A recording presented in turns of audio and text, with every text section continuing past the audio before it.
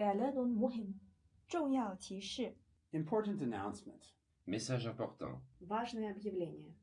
Annuncio importante. يرجى من المتحدثين الكرام إلقاء بياناتهم بسرعة معقولة لضمان ترجمة فورية وافية وعالية الجودة. 为了帮助口译准确完整传递发言信息，请代表发言时语速不要过快。 Speakers are kindly reminded to deliver their statements at a reasonable pace to ensure complete and quality interpretation. Il est rappelé aux orateurs qu'ils doivent présenter leur déclaration à un rythme raisonnable afin de garantir une interprétation complète et de qualité. Напоминаем ораторам, что для того, чтобы устный перевод был полным и качественным, необходимо выступать в умеренном темпе. Se ruega a los oradores que pronuncien sus declaraciones a un ritmo razonable para garantizar una interpretación íntegra y de calidad.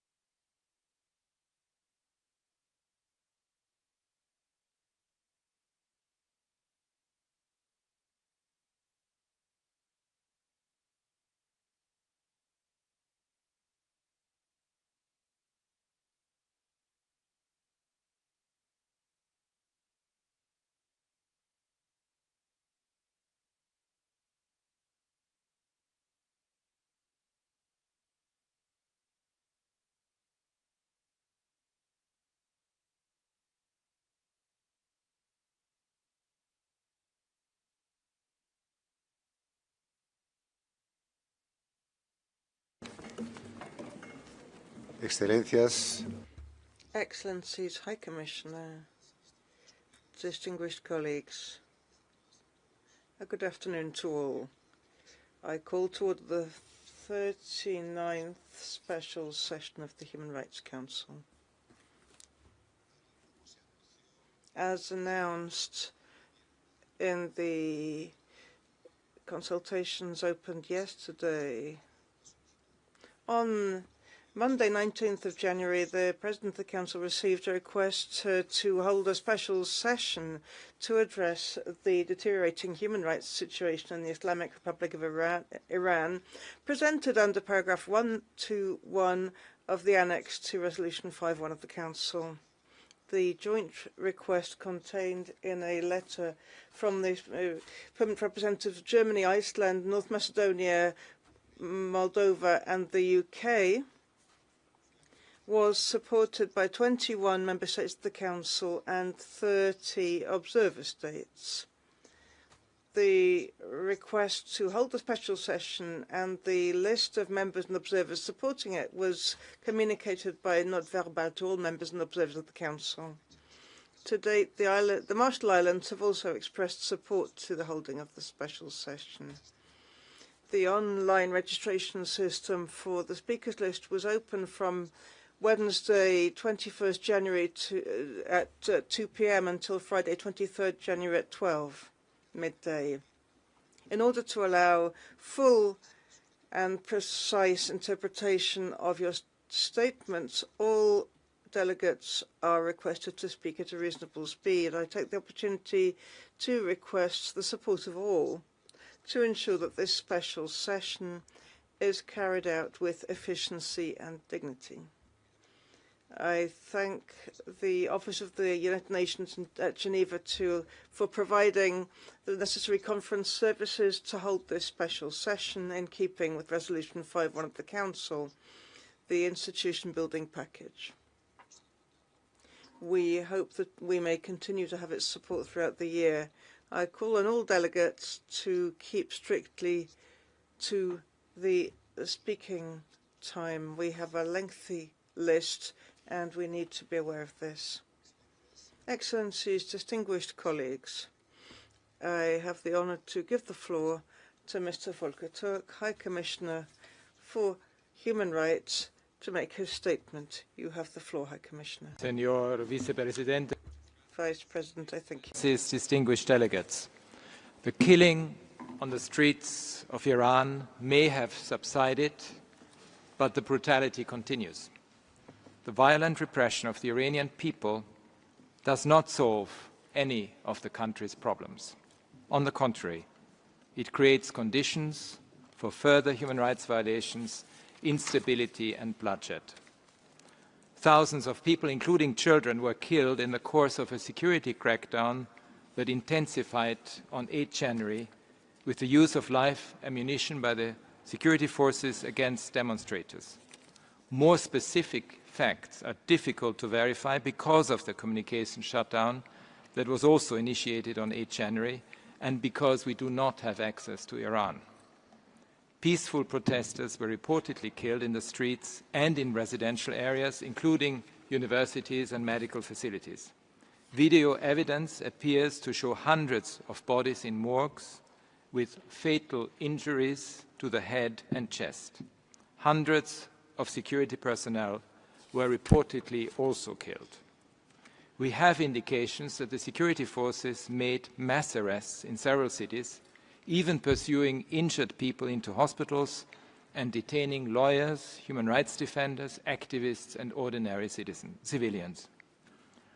The Tehran prosecutor's office has reportedly opened criminal cases against athletes, actors, people involved in the movie industry and the owners of cafes on charges of supporting the protests. And in a chilling development, the chief of the judiciary said earlier this week that their work had just started and there would be no leniency for those detained. Worryingly, Iran remains among the top executioner states in the world. In 2025, at least 1,500 people were reportedly executed, a 50% increase on the previous year. I'm deeply concerned by contradictory statements from the Iranian authorities about whether those detained in connection with the protests may be executed. While the foreign minister said executions were not under consideration, senior judicial officials continued to threaten protesters with charges that carry a mandatory death sentence. The broadcast by state media of nearly 100 forced confessions by those detained and a lack of transparency around proceedings raise grave concerns over the rights to due process and fair trial. Reports indicate that detainees are unable to communicate with their families or legal representatives due to the communications and internet shutdowns. This shutdown, the longest recorded in Iran, has severely restricted access to information and communication.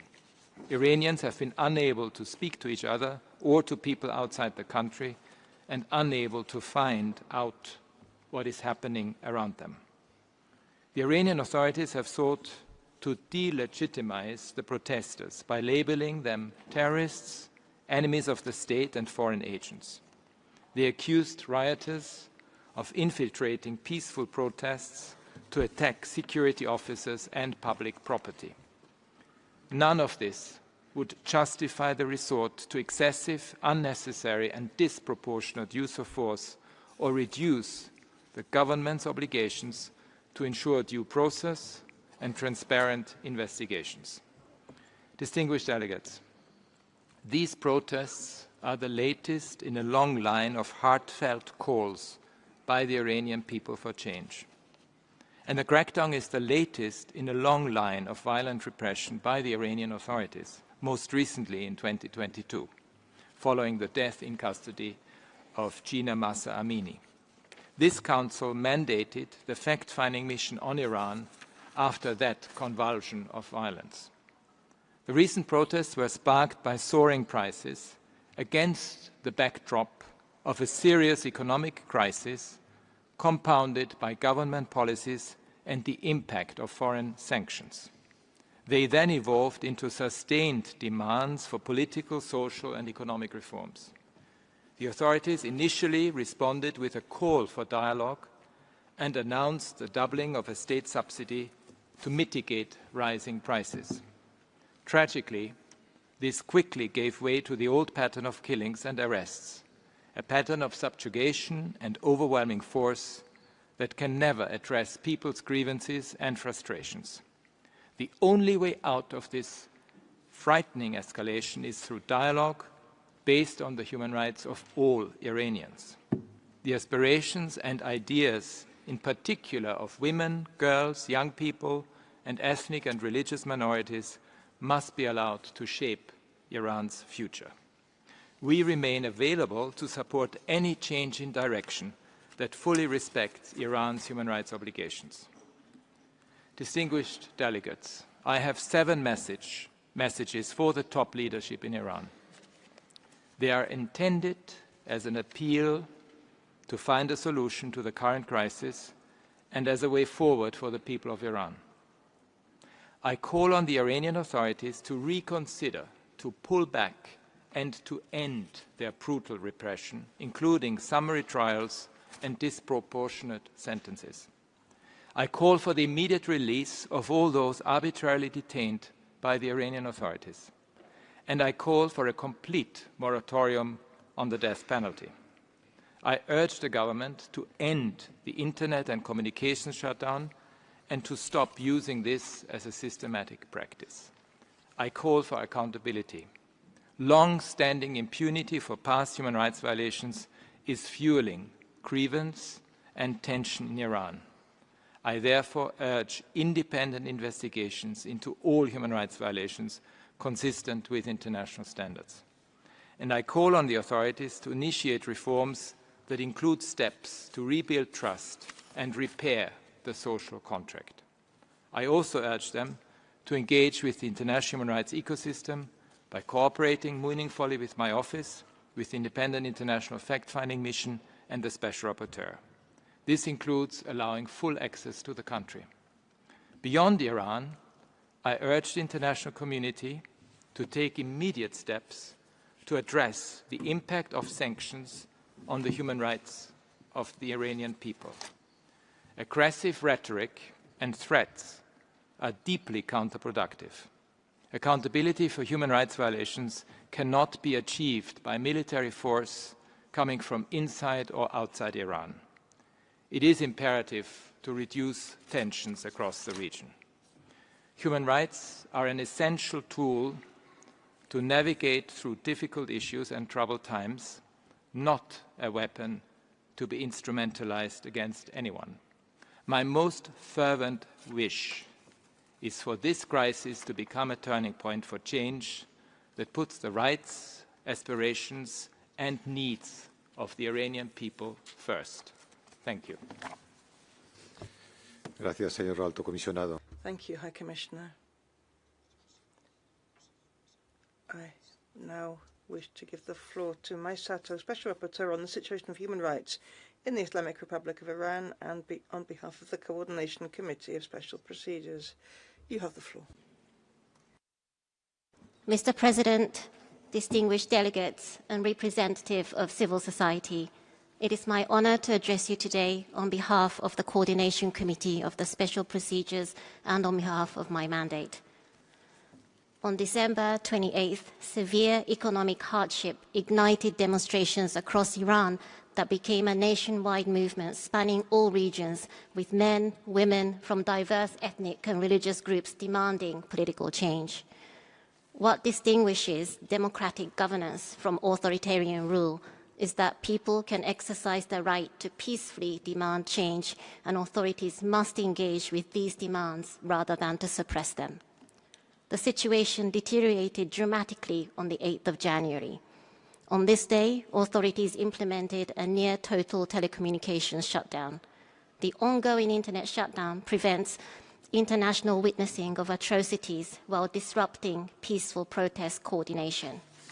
This digital siege has caused immense anguish for families inside and outside of Iran, unable to confirm their loved ones' safety.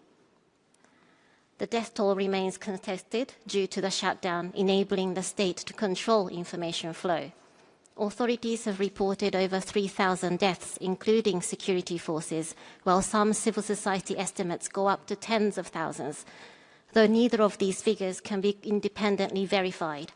The staggering discrepancy demonstrates how the shutdown has obscured the true scale of events. I've also received disturbing reports of authorities coercing families to falsely claim deceased relatives were Basij members allegedly killed by protesters, as well as forcing payments for body retrieval. If true, these are cruel practices that compound grief with extortion. Mr. President, the rhetoric of labeling peaceful protesters as terrorists, rioters, or mercenaries, the same narrative deployed during the 2022 protest, seeks to justify brutal crackdowns and ignores this uprising's domestic organic nature. The Supreme Leader and the President have called for harsh action, and the head of the judiciary demanding swift prosecutions without leniency. Lethal forces by authorities can only be used as last resort to protect life and must be lawful, necessary, and proportionate. I have received countless videos capturing what appears to be the use of lethal force by security forces against unarmed protesters in violation of these principles. Tens of thousands of individuals, including school children, have reportedly been detained nationwide without legal counsel or family contact, with raids also conducted in hospitals. I've received informations of detainees being coerced into making false confessions broadcast on television, reinforcing the state's narrative that protesters are dangerous criminals. Civic space has faced further restrictions, including media closures and intimidation of lawyers, journalists, and activists. The crackdown may soon extend to economic persecution, with proposals to confiscate assets of celebrities and business owners for supporting the protest. The scale of repression we are seeing today is among the most severe in its brutality and in scope in its recent history.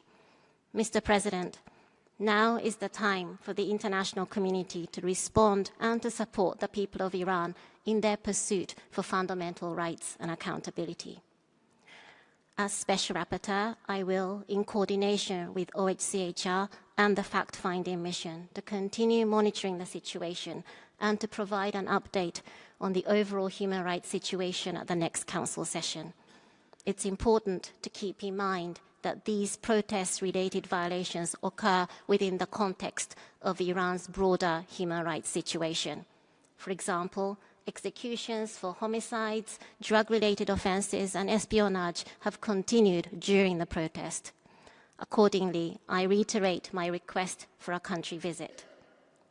Mr. President, I am deeply concerned by the current situation and stress the need for thorough, independent investigation, including potential violations of international human rights law and international criminal law.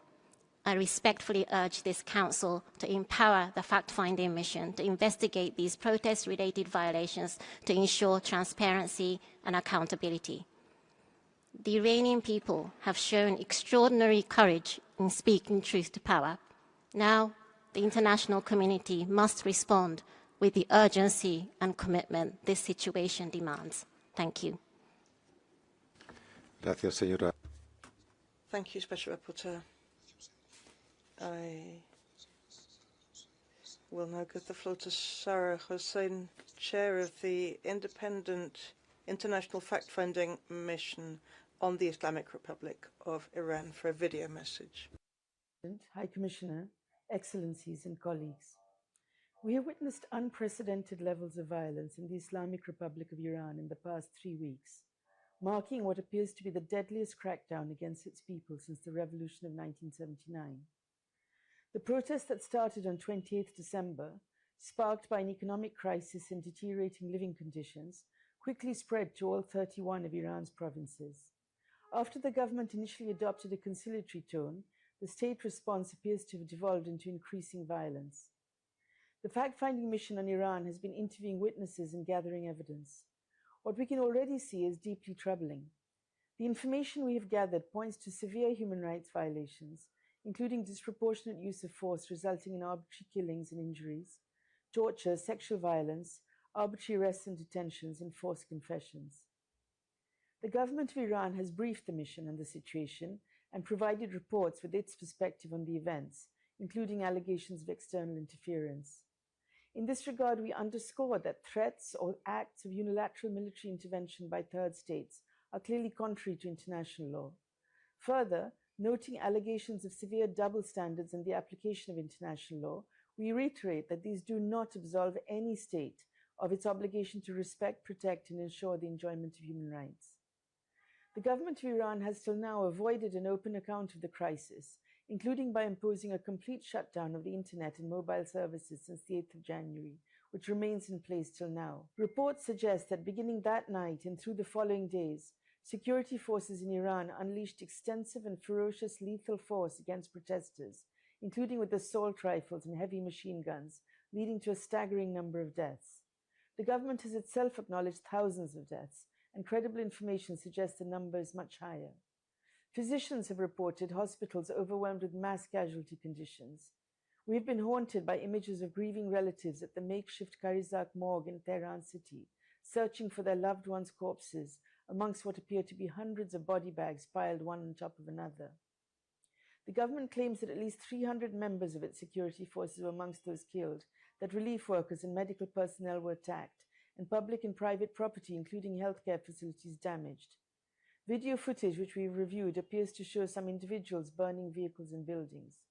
But as you will recall, international human rights law imposes extremely strict criteria for the use of lethal force by law enforcement. Intentional lethal force may only be used when it is strictly unavoidable to protect life against an imminent threat. Despite the communications blackout, the mission has collected witness and victim accounts and assessed digital material which appears to show security forces firing lethal ammunition into crowds that did not present an imminent threat to life. Information received also indicates that thousands of people were injured. This includes by metal pellets reportedly fired deliberately into victims' faces, creating horrific injuries, and recalling the pattern of blinding protesters we saw during the 2022 protests. On 10th January alone, approximately 500 protesters with pellet injuries to their eyes appear to have been admitted to one hospital in Isfahan. Around 24,000 protesters appear to have been detained, including children, journalists, and human rights defenders, and nearly 100 confessions have been broadcast on state television, with most apparently forced. The judiciary has urged punishment for detained protesters, quote, as quickly as possible, without leniency, unquote, and threatened to prosecute, quote, rioters, unquote, for morabe, the offense of enmity against God, which carries the death penalty. Excellencies, when we view these recent protests alongside established historic patterns of violations identified in relation to the Women Life Freedom protests, it is clear that there is an urgent need to act. The violations we have seen do not appear to be sporadic events, but widespread across the country and imposed in an organized manner. We must gather evidence and establish whether human rights violations and crimes under international law have occurred. Perpetrators and the state structures enabling the violence we have seen must be identified and held to account, and victims must receive urgent assistance and protection. It is only through accountability and breaking the cycle of impunity that such abuses can be prevented from occurring again. Recent events underline how critical it is for this cycle to be halted to prevent further escalation and more irreparable harm. International law demands that we take action to end the violations, protect those at risk, and forge a real path to truth, justice, and accountability for women, men, and children in Iran. I thank you. Thank you for your statement. I will now call on Mr. Payam Akhavan, Professor at the University of Toronto. You have the floor, sir.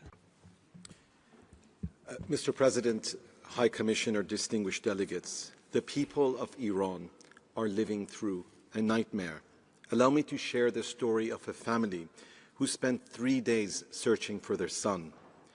He had left home to protest in the streets of Tehran, but never returned.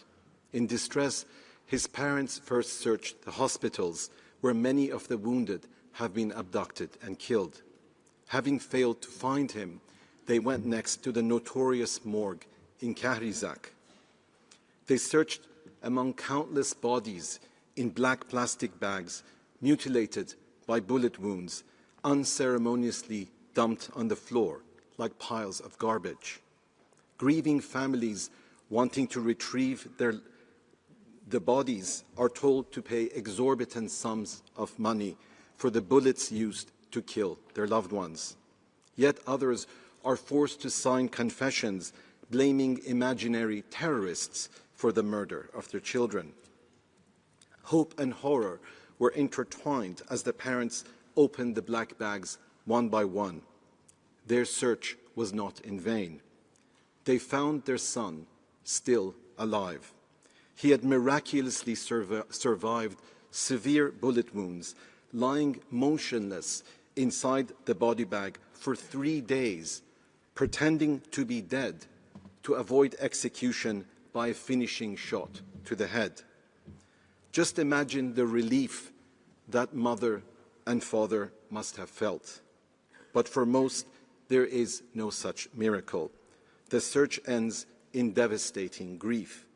These are the scenes from hell confronting countless Iranians today. Mr. President, even against the blood-stained record of the Islamic Republic, extensively documented by the UN, the savagery of the past days is unprecedented. The authorities initially claimed that 5,000 had been killed, but reduced the figure to 3,000 2 days ago. This is a gross underestimate. 5 days ago, a report by medical doctors inside Iran put the number at 16,500 killed and 330,000 injured. The number increases each day because the killings haven't stopped. We may not know the exact number because of the internet blackout, but by any plausible estimate, this is the worst mass murder in the contemporary history of Iran. Our beautiful country has become a cemetery in which the hopes of our youth are buried. I began my career as a UN human rights officer here in Geneva in 1993 during the war in the former Yugoslavia. I went on to serve as a prosecutor at the International Criminal Tribunal in The Hague. I helped draft the indictment for the Srebrenica genocide, in which some 8,000 Bosnian Muslims were massacred during July of 1995. By comparison, at least twice that number has been killed in Iran in half the time. This is an extermination. And unlike Bosnia, there is no war between military forces. There is only a war by the Islamic Republic against unarmed youth crying for a better future. Mr. President, the Iranian people look to this Council for justice.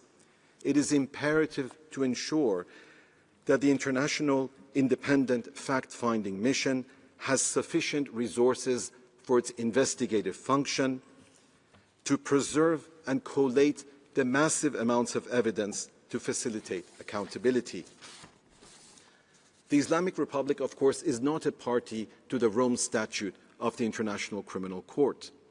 The Security Council should be asked to make a Chapter 7 referral, even if it is unlikely to do so because of its cynical politics. We persist, however, in the hope that one day, in the not-too-distant future, in a democratic Iran, those most responsible for these crimes against humanity will be prosecuted before an independent and impartial special court. We have no doubt that Iran, too, will have its Nuremberg moment. Mr. President, distinguished delegates, attempts to portray these protests among millions as a foreign conspiracy is an insult to the memory of those who have sacrificed their lives for freedom. The Iranian people are heir to a rich and ancient civilization. Theirs is the heritage of Cyrus the Great, the author of the first human rights declaration from 2,500 years ago, and the cuneiform alphabet of the clay cylinder that is today housed in the British Museum. Theirs is the poetry of Sa'di of Shiraz, whose words adorn the UN headquarters in New York. Human beings are members of a whole, he reminds us, in creation of one essence and soul. Our collective pain and suffering has brought us ever closer together in a profound shared humanity. It has only increased our determination to put an end to this nightmare. Like our ancestors, we persist in the belief that in the end, light will triumph over the darkness. The day will come when we will dance in the streets and celebrate our freedom. And when that day comes, we will remember those who stood with us in our hour of need. Thank you. Le agradezco esta declaración. Thank you for your statement. In keeping with practice, we shall now hear the concerned country. I recognize the representative of the Islamic Republic of Iran. You have 5 minutes. Bismillah ar-Rahman ar-Rahim. Mr. Vice President, distinguished members of the Council, ladies and gentlemen, the Islamic Republic of Iran addresses this special session with utmost clarity and resolve. We are here to state facts and to defend our people. The sponsors of this session and its outcome have never genuinely cared for the human rights of Iranians. Otherwise, they would have not imposed inhuman sanctions, violating the basic rights of every Iranian. Nor would they have supported Israel's war of aggression that killed and injured over 5,000 Iranians, dismissively referred to as their dirty job. The presence of an individual on this panel who is funded by the U.S. Department of State and who has no affinity or alignment whatsoever with the Iranian people is in itself a telling indication of the bitter reality that this meeting serves merely as a pressure tool against Iran. Mr. Vice President, as the protest started on 28 December 2025, Iran fully recognized the right of people for peaceful protest and conducted negotiation channels with protesters. However, during the second phase, from 8 to 10 January, events were deliberately transformed into organized violence, including terrorist attacks, destruction of property, and armed actions against civilians and law enforcement. The government of Iran officially announced verified figures regarding the recent unrest. A total of 3,117 lives were lost, of which 2,427 were killed as a direct result of terrorist operations.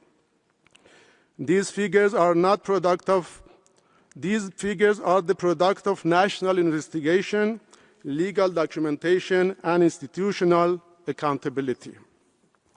Unlike those who selectively mourn victims for political convenience, Iran neither hides its dead nor outsources grief. We remain the principal claimant of justice and the sole authority pursuing accountability.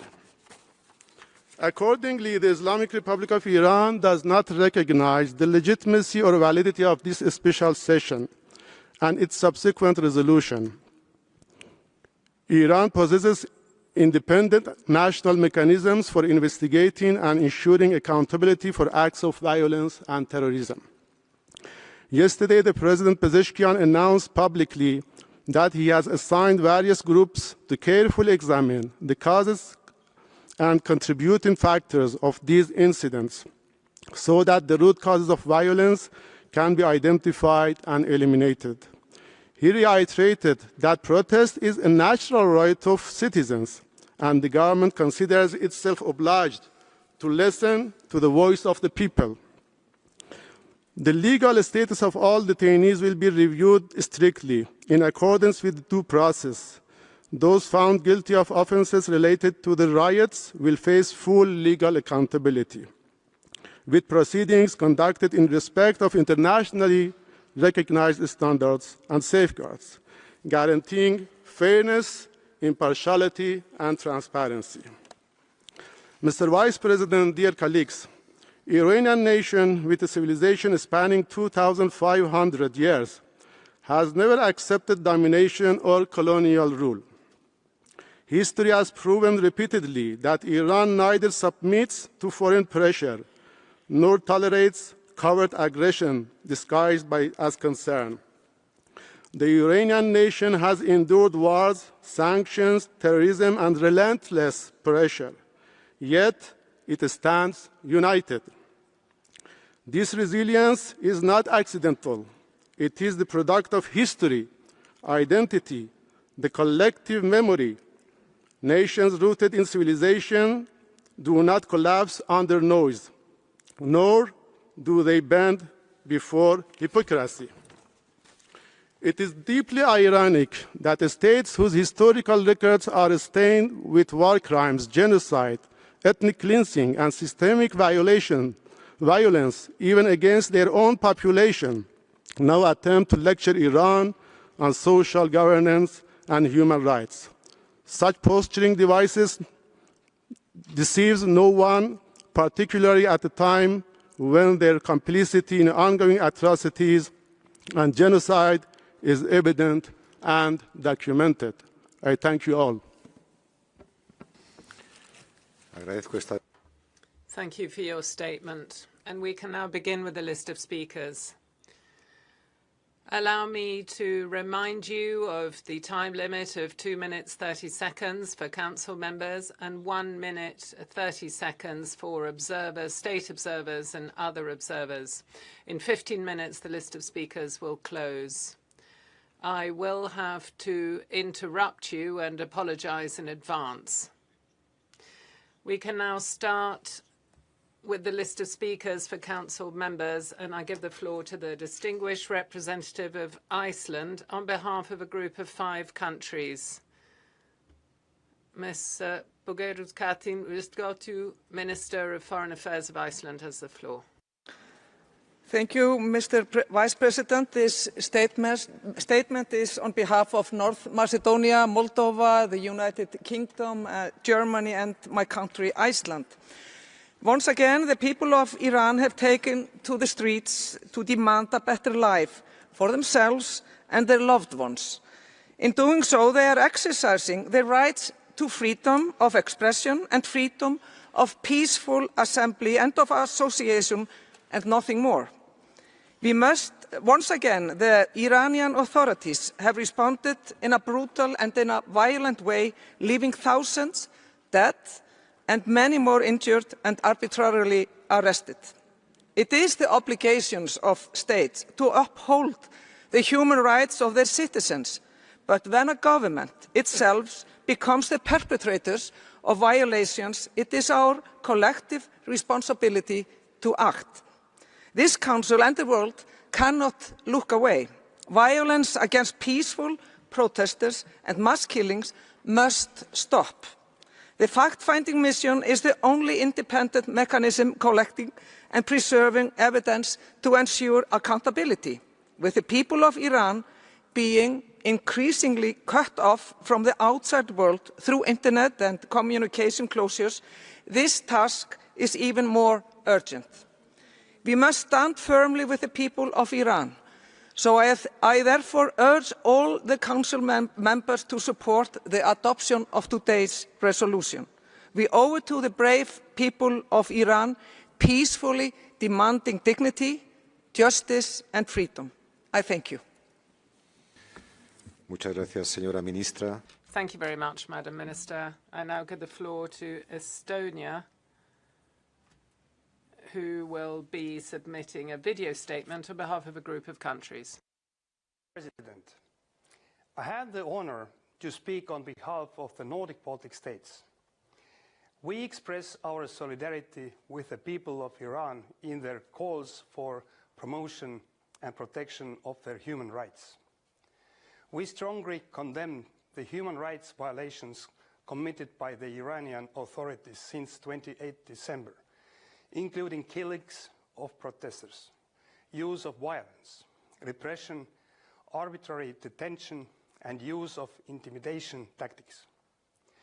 The shutdown of internet has provided cover for a crackdown on peaceful demonstrations.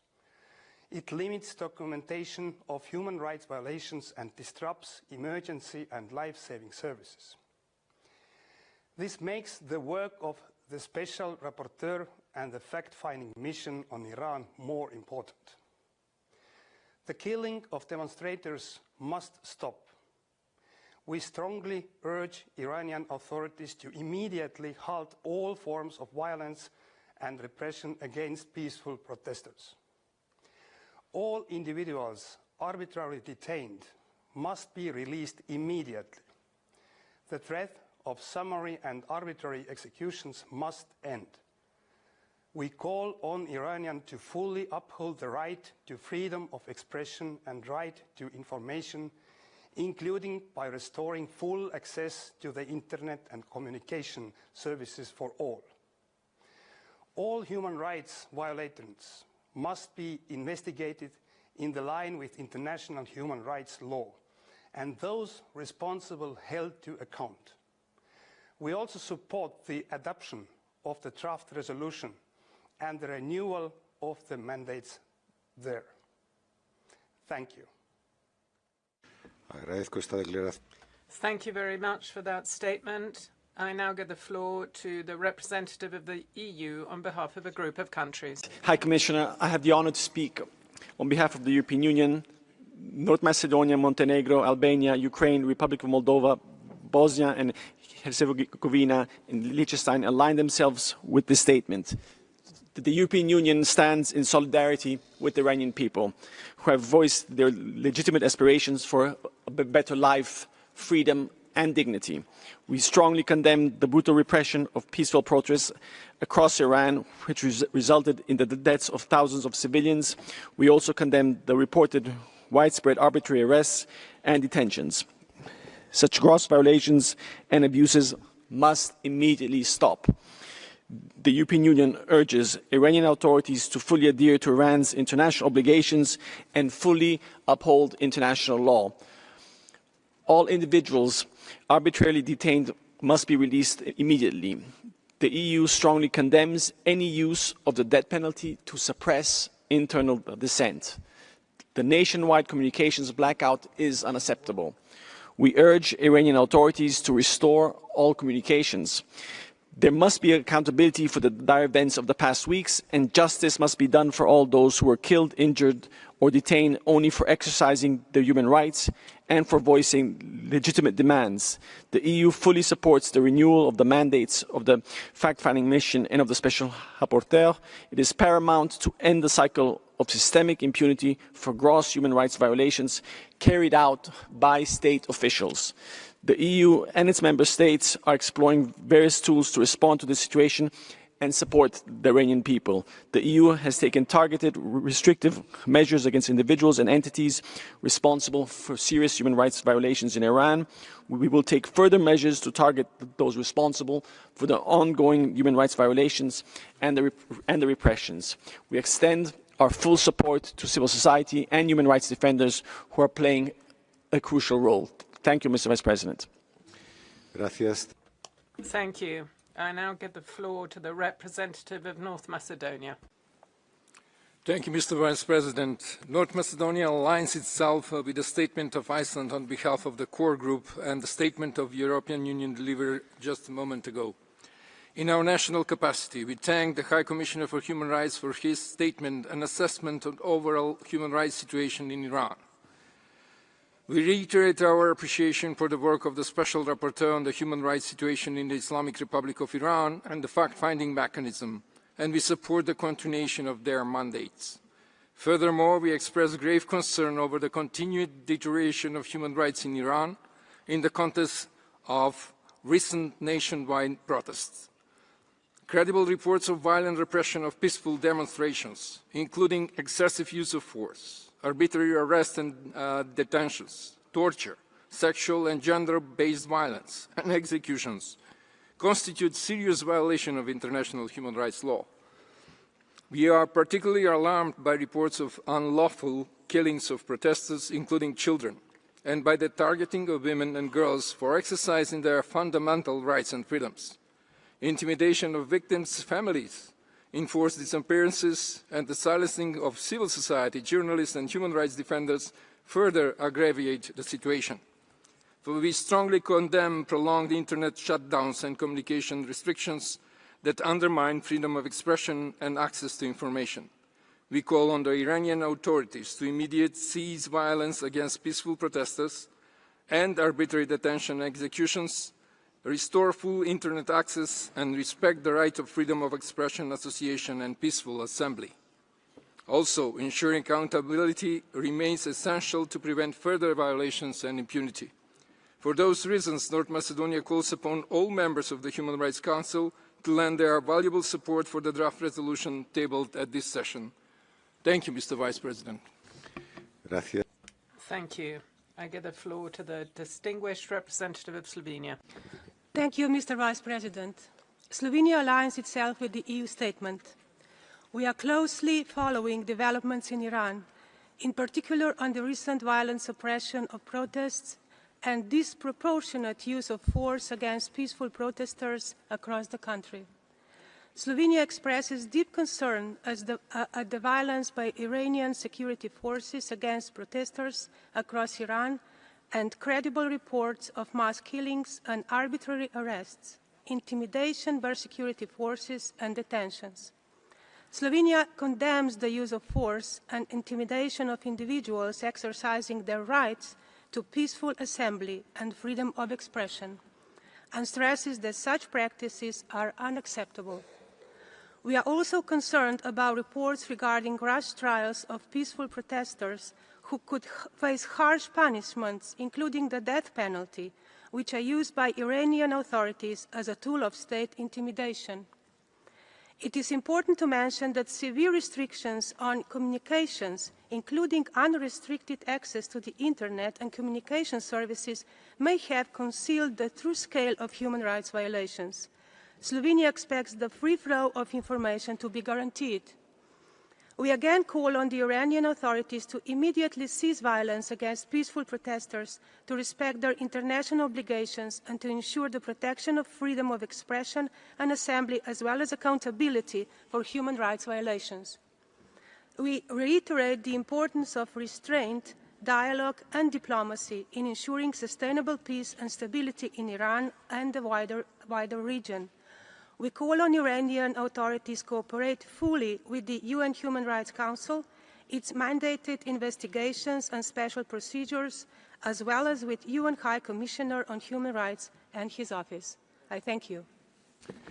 Gracias. Thank you. I give the floor to the distinguished representative of Spain.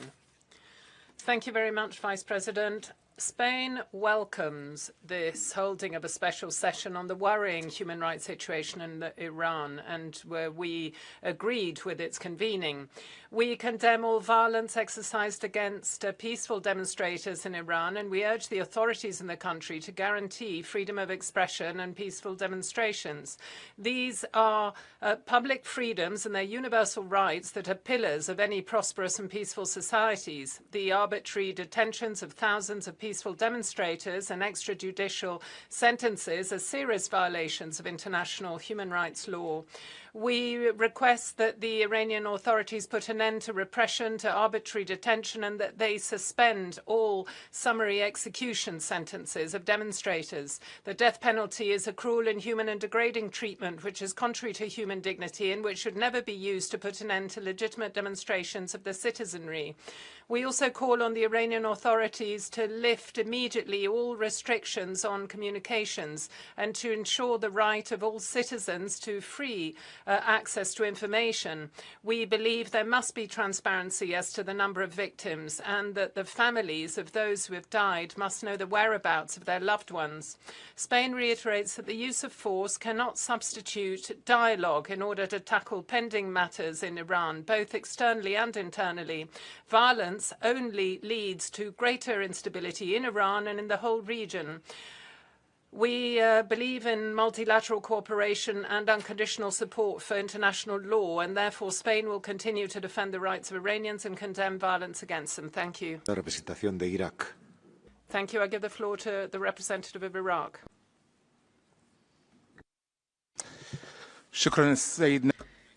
Thank you, Mr. Vice President. We would like to reiterate that human rights are universal, indivisible, and complementary. We must deal with all human rights on an equal footing and with the same attention. The work of the Human Rights Council must be guided by the purposes and objectives of the Charter and human rights. It must be objective, non-selective. We must refrain from politicization and double standards. We reiterate the importance of having the language of dialogue in order to achieve peace and to have friendly relations between nations based on equality and rights. This enhances international cooperation. Iraq calls on all countries to work on enhancing human rights and fundamental freedoms for all, using dialogue, avoiding escalation, and to settle disputes in a peaceful manner in accordance with international law and the UN Charter. Thank you. Gracias. Thank you. The list of speakers is now closed. I give the floor to the distinguished ambassador of France. Merci. Thank you, Vice President. France aligns itself with a statement made by the European Union. When we see unleashing violence, which is unprecedented in Iran, we express our full solidarity with the Iranian people, who for several weeks have been peacefully demonstrating to express their legitimate expectations of dignity, liberty, and the improvement in their standard of living. France believes that there has been arbitrary use of force by the Iranian authorities. There's been detaining of demonstrators, and there's been an internet shutdown in order to bring about silence and stifle voices that are urging for an end of repression. We believe there must be the freedom of expression and freedom of peaceful assembly, including for young people, and there must be a re-establishment of internet connections. We stand alongside the Iranian people, and we ask that light be shone on this brutal repression and that justice be delivered for thousands of victims. We call for the immediate liberation of everyone arbitrarily detained. We condemn the use of torture and summary executions, and we believe there must never be use of the death penalty in any circumstance. We believe that with our partners, we must reconvene this council together with the Security Council. We must mobilize in order to document and find evidence of human rights violations and international crimes committed by the Iranian authorities since the 28th of December 25. We support renewing the mandate of the independent fact-finding missions and the Special Rapporteur. The mission has already collected thousands of pieces of evidence and has the testimonials of victims of human rights violations. There must be an investigation of recent violations committed by the Iranian regime. There must be cooperation with prosecutors in order to establish those responsible. We call for the adoption of the draft resolution. Thank you. I give the floor to the distinguished representative of the Republic of Korea. Thank you, Mr. Vice President.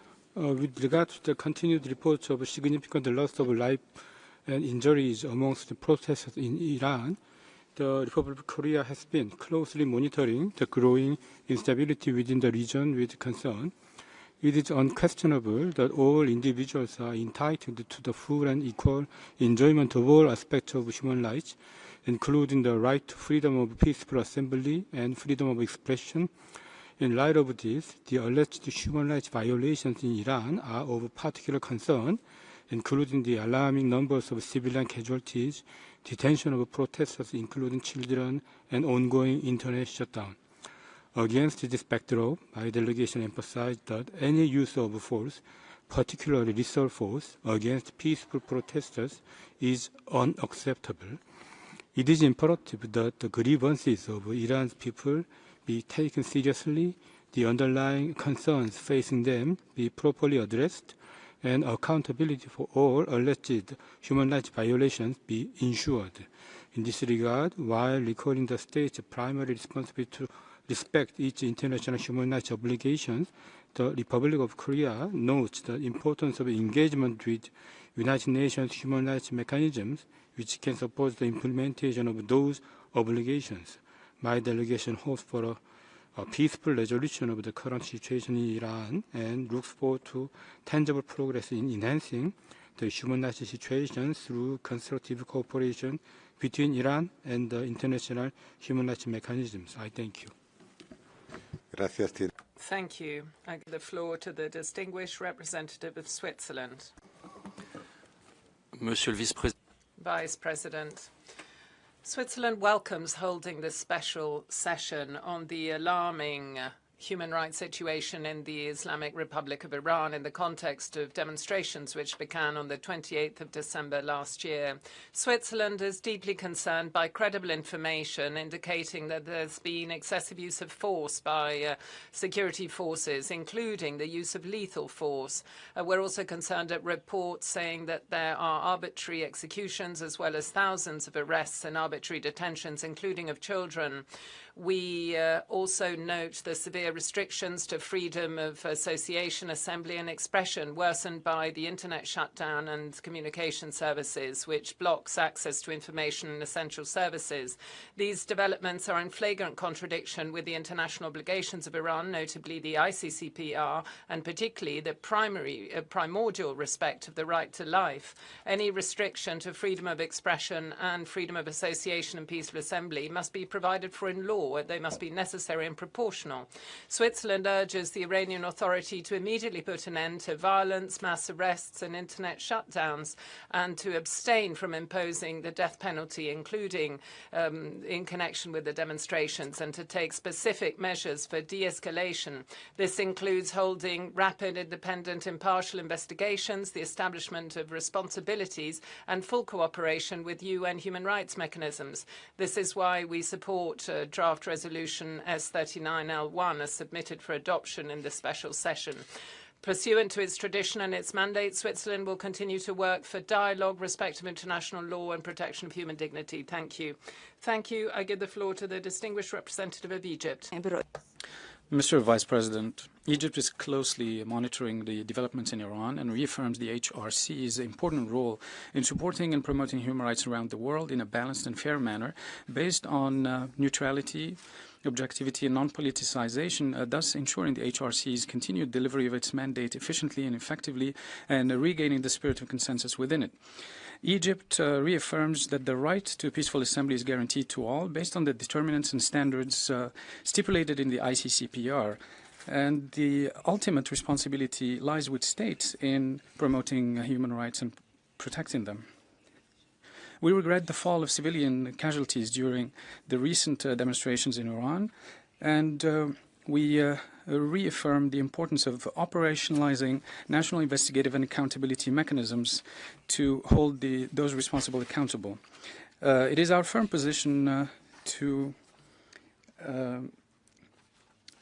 the creation of HRC mechanisms or expansion of existing mandates must be based on the consent of the country concerned, which strengthens cooperation and dialogue and conduces to providing technical assistance and capacity building to support the countries in fulfilling their obligations in promoting and protecting human rights and responding to their people's aspirations. Our joint efforts are important in rationalizing the HRC's resources, particularly in light of the liquidity crisis, and we insist on the importance of consultations before expanding activities or multiplying existing mechanisms. Thank you.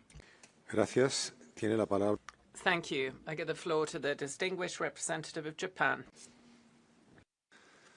Thank you, Mr. Vice President. Japan believes that universal values such as human rights, freedom, democracy, and the rule of law should be respected in every country. Based on this belief, we supported the holding of this special session. We are deeply concerned about the deterioration of the human rights situation in the Islamic Republic of Iran in light of the reports that many people have been killed or injured in the protests. Japan opposes any use of force against peaceful protests and calls upon the Islamic Republic of Iran to exercise maximum restraint and refrain from unnecessary or disproportionate measures. We urge the Islamic Republic of Iran to uphold the fundamental human rights of its citizens, in particular the right to freedom of expression, including freedom to seek, receive, and impart information, and the right to freedom of peaceful assembly and association without fear of reprisal. Japan remains open to dialogue with the Islamic Republic of Iran to further exchange views on efforts to improve its human rights situation, including through a bilateral human rights dialogue. I thank you, Mr. Vice President. Gracias. Tiene la palabra. Thank you. I call on the Distinguished Ambassador of Albania. Thank you, Mr. Vice President. Albania expresses its grave concern regarding the serious and ongoing deterioration of the human rights situation in Iran, particularly in the context of the peaceful protests that began in 28 December 2025. We strongly deplore the excessive, disproportionate and lethal use of force against peaceful protesters, resulting in thousands of deaths, mass injuries and the use of firearms and other prohibited means in clear violation of international human rights law. We express our deep concern regarding the widespread arbitrary arrests and detentions, including of children, and the risk of the arbitrary application of the death penalty against recently arrested protesters. Albania reaffirms the right of all Iranians to life, liberty and security of person, as well as their rights to freedom of expression, association and peaceful assembly. Albania stresses the urgent need to ensure accountability and end impunity for serious human rights violations and all crimes under international law. We strongly support the extension of mandate of the independent international fact-finding mission on Iran, as well as the extension of the mandate of the Special Rapporteur on the situation of human rights in Iran.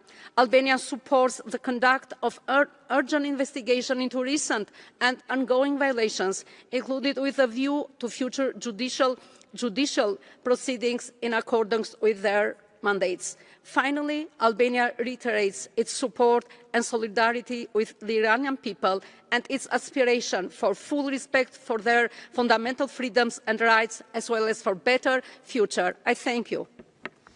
Gracias. Thank you. I call on the Distinguished Ambassador of Brazil. Very much. Mr. Vice President, Brazil is closely following the ongoing human rights situation in the Islamic Republic of Iran. We strongly condemn the use of lethal force against peaceful protesters, and we are concerned by reports claiming arbitrary arrests and the targeting of children. We note that internet shutdowns violate the right to freedom of expression, including access to information. Brazil calls for maximum restraint and urges the Iranian government to conduct thorough and impartial investigations into all allegations of serious human rights violations. We're also worried about the potential impact on women's rights and freedoms. We encourage Iran to deepen its cooperation with the human rights treaty bodies and the Office of the High Commissioner for Human Rights to ensure the universal respect for civil and political rights, as well as to implement measures for reparations and reconciliation, with focus on vulnerable groups such as women, children, youth, and ethnic and religious minorities. Brazil maintains that the Iranian people alone hold the sovereign right to determine their country's future. Finally, Brazil reiterates its condemnation of unilateral, coercive measures against Iran. We underscore that such measures negatively impact the human rights of the population and exacerbate the country's economic challenges, which serve as a backdrop to the current demonstrations. I thank you. Gracias. Tiene ahora la... Thank you. I call on the Distinguished Representative of the UK. Thank you, Mr. Vice President. We thank the fact-finding mission, the Special Rapporteur and Mr. Akhavan for their powerful statements today. The Iranian authorities' horrific response has claimed thousands of lives. Many more protesters exercising their rights to freedom of expression and assembly remain detained, their fates unclear. Iran's abhorrent use of the death penalty continues. On average, around 6 people are executed every day in Iran. We do not know the full scale of the violence and killing. The internet blackout imposed on the 8th of January prevented crucial communications and the full documentation of violations. Restrictions remain in place today. We should be clear, the scale of this horrendous killing is shocking, but the authorities' response is not. We all remember previous devastating crackdowns, including in 2009, 2019 and 2022. It's time to end these cycles of repression. It takes true bravery to speak out in the face of an authority prepared to fire at its own people. This is especially true of women and those from religious and ethnic minorities who continue to face severe repression in their daily lives. The Iranian authorities must be held accountable. This is why the fact-finding mission must be renewed today. We stand firmly with the Iranian people in their pursuit of justice. Thank you. Gracias. Thank you. I call on Thailand.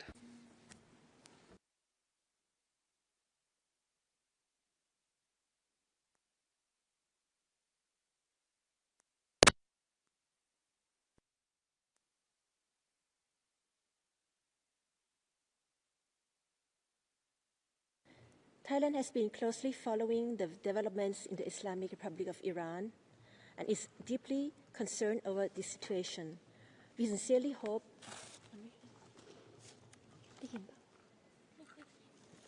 I'm sorry, can you hear me?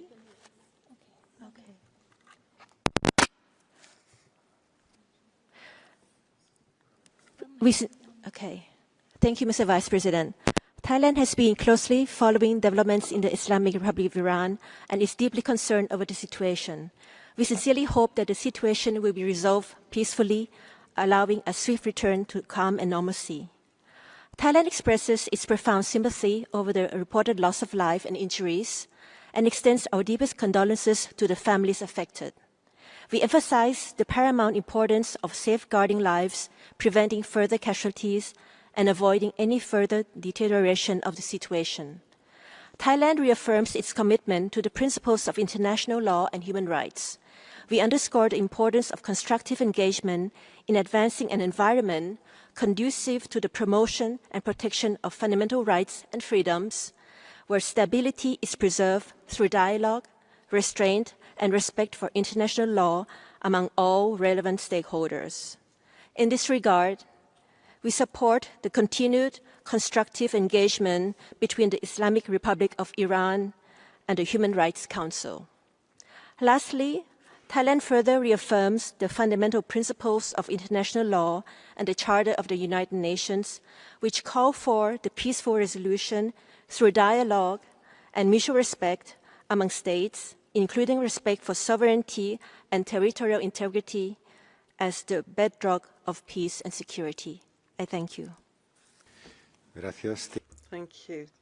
I call on Cyprus, Ambassador. Thank you, Mr. Vice President. Cyprus aligns itself with the EU statement.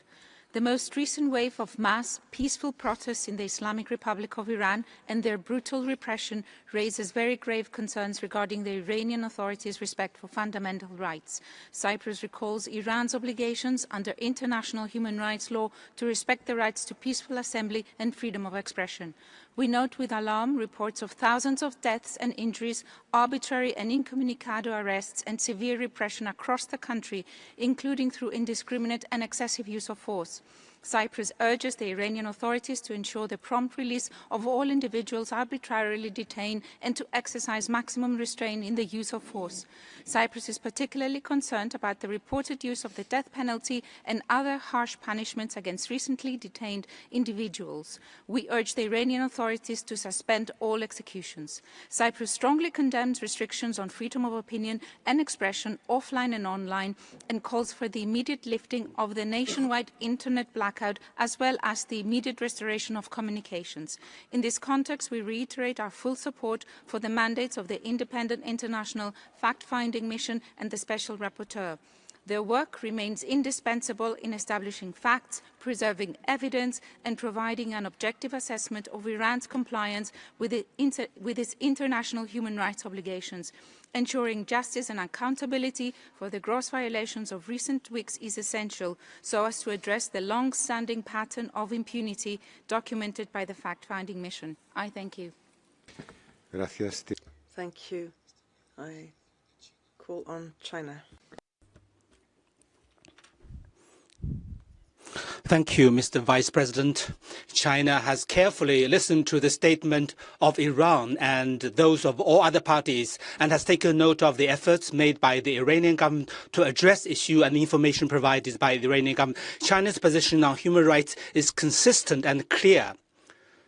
China upholds the right of all countries to independently choose their own paths of human rights development, oppose interference in other countries' internal affairs on the pretext of human rights, oppose the imposition of country-specific HR mechanism without the consent of the country concerned, oppose double standards on human rights.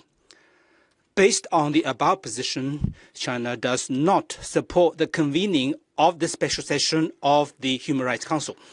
The situation within Iran is in essence a matter of internal affairs and should be decided upon by the Iranian people themselves. China consistently advocates for adherence to the purposes and principles of the UN Charter and international law, opposes the use and threat of force in international relations, opposes imposing one's own will on others, and opposes the return of the world to the law of the jungle. On the basis of respect of Iran's sovereignty, security, and territorial integrity, the international community should support the Iranian government and its people in overcoming difficulties, maintaining national stability, and safeguarding their legitimate rights and interests. China is of the view, we hope, that all parties should resolve differences through dialogue and is ready to play China's constructive role to this end. Thank you, Mr. Vice President. Gracias. Thank you. I call on South Africa. Thank you, Mr. Vice President. South Africa reiterates its commitment to multilateralism and stands for the firm adherence to international rule of law. South Africa believes that the right to peaceful protest, freedom of expression, and freedom of association are universal rights that must be upheld and protected as enshrined in international human rights law. In this regard, all efforts must be expended to ensure the protection of the right to life, which remains sacrosanct. We are disturbed by the reports of violence, including the death and destruction of property during the demonstrations, and express our solidarity and condolences for the tragic loss of life. These deaths should be investigated promptly and violators must be held accountable. We are concerned at reports that show that there has been direct interference by external actors to sow divisions and deepen instability in Iran. To this end, we support the call for an independent inquiry that will ascertain the breaches of human rights by all. Furthermore, South Africa calls on the Iranian authorities to ensure that any action taken must accord with the principle of legality, necessity, proportionality, and precaution. We therefore urge maximum restraint. Mr. Vice President, the grievances of the Iranian people need to be heard and addressed, and not instrumentalized by anyone, as the High Commissioner articulated in his statement of 13 January this year, a point the resolution regrettably does not take into account. We need to adhere to the rules that we have collectively agreed to that govern our work. In this context of the Human Rights Council, we have agreed through the Resolution 5/1, paragraph 60, that country mandate periods will be 1 year. Yet the draft resolution before us conflicts with this decision. This deviation is of a major concern to my delegation. Mr. Vice President, all member states must adhere to the United Nations Charter, which mandates them to refrain from the threat or use of force against the territorial integrity or political independence of any state. These developments only serve to fuel instability, which is of no benefit to the Iranian people, nor to the security of the region or the world. A sustainable peace can only be achieved through solutions that center dialogue and the agency of the Iranian people. I thank you. Gracias. Thank you. I call on Ghana. Thank you, Mr. Vice President. Ghana welcomes convening this special session and appreciates the briefing provided by the High Commissioner and the distinguished delegation of the Islamic Republic of Iran. We have closely followed with concern reports emerging from the Islamic Republic of Iran following the protests that began on 28 December 2025, including the tragic loss of lives. These are indeed troubling and requires our Council's rapt attention as we collectively seek a path towards calm and restoration. My delegation wishes to reaffirm that the right to peaceful assembly and freedom of expression are fundamental human rights protected under international law. We further note that security responses to public demonstration must always be lawful, proportionate, and respectful of human dignity. We emphasize the responsibility of all states to ensure the protection of civilians and to prevent actions that could stoke tensions or deepen mistrust between civilians and authorities. We also underscore the importance of dialogue and engagement as the most sustainable path to addressing grievances. We encourage the authorities of the Islamic Republic of Iran to pursue transparent national processes, including independent investigations where appropriate, and to cooperate constructively with relevant international human rights mechanisms. Mr. Vice President, my delegation finally urges the Council to approach this situation in the Islamic Republic of Iran with fairness, objectivity, and consistency. Our collective goal should be the protection of human rights and not the deepening of divisions. In conclusion, Ghana stands ready to support efforts that promote de-escalation, accountability, and constructive engagement in line with the purposes and principles of the United Nations Charter. Thank you, Mr. Vice President. Gracias. Thank you. I call on Pakistan. President, Pakistan will always be a friend to Iran and Iranian people everywhere. Iran was the first country to recognize Pakistan's independence.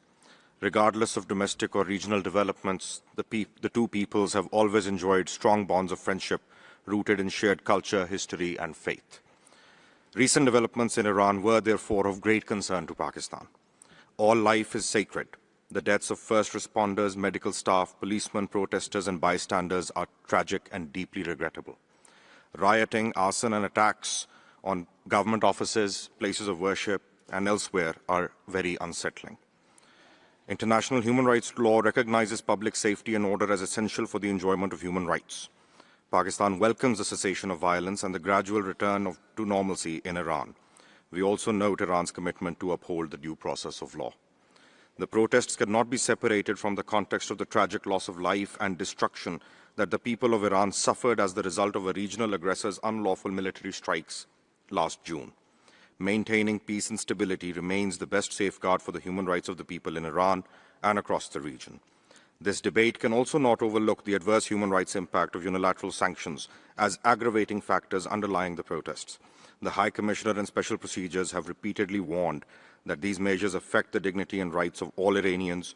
They also constrain the Iranian government's ability to uphold all human rights.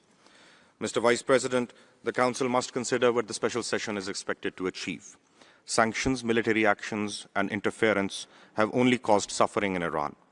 The value of imposed mandates without the consent of Iran remains dubious. The situation of human rights is improved only with time-tested instruments of dialogue and cooperation. Geopolitical considerations must never outweigh the imperative for diplomacy and engagement. We invite the sponsors of this session to reflect. Confrontation only reduces space for genuine dialogue. It exposes the Council's universal mandate to charges of selectivity, and it does a disservice to the human rights of the people in Iran. Thank you. Gracias. Thank you. I call on Colombia. Gracias, señor. Thank you, Vice President. It's since 1928 where workers in our country were killed by the army during a strike related to a fruit country.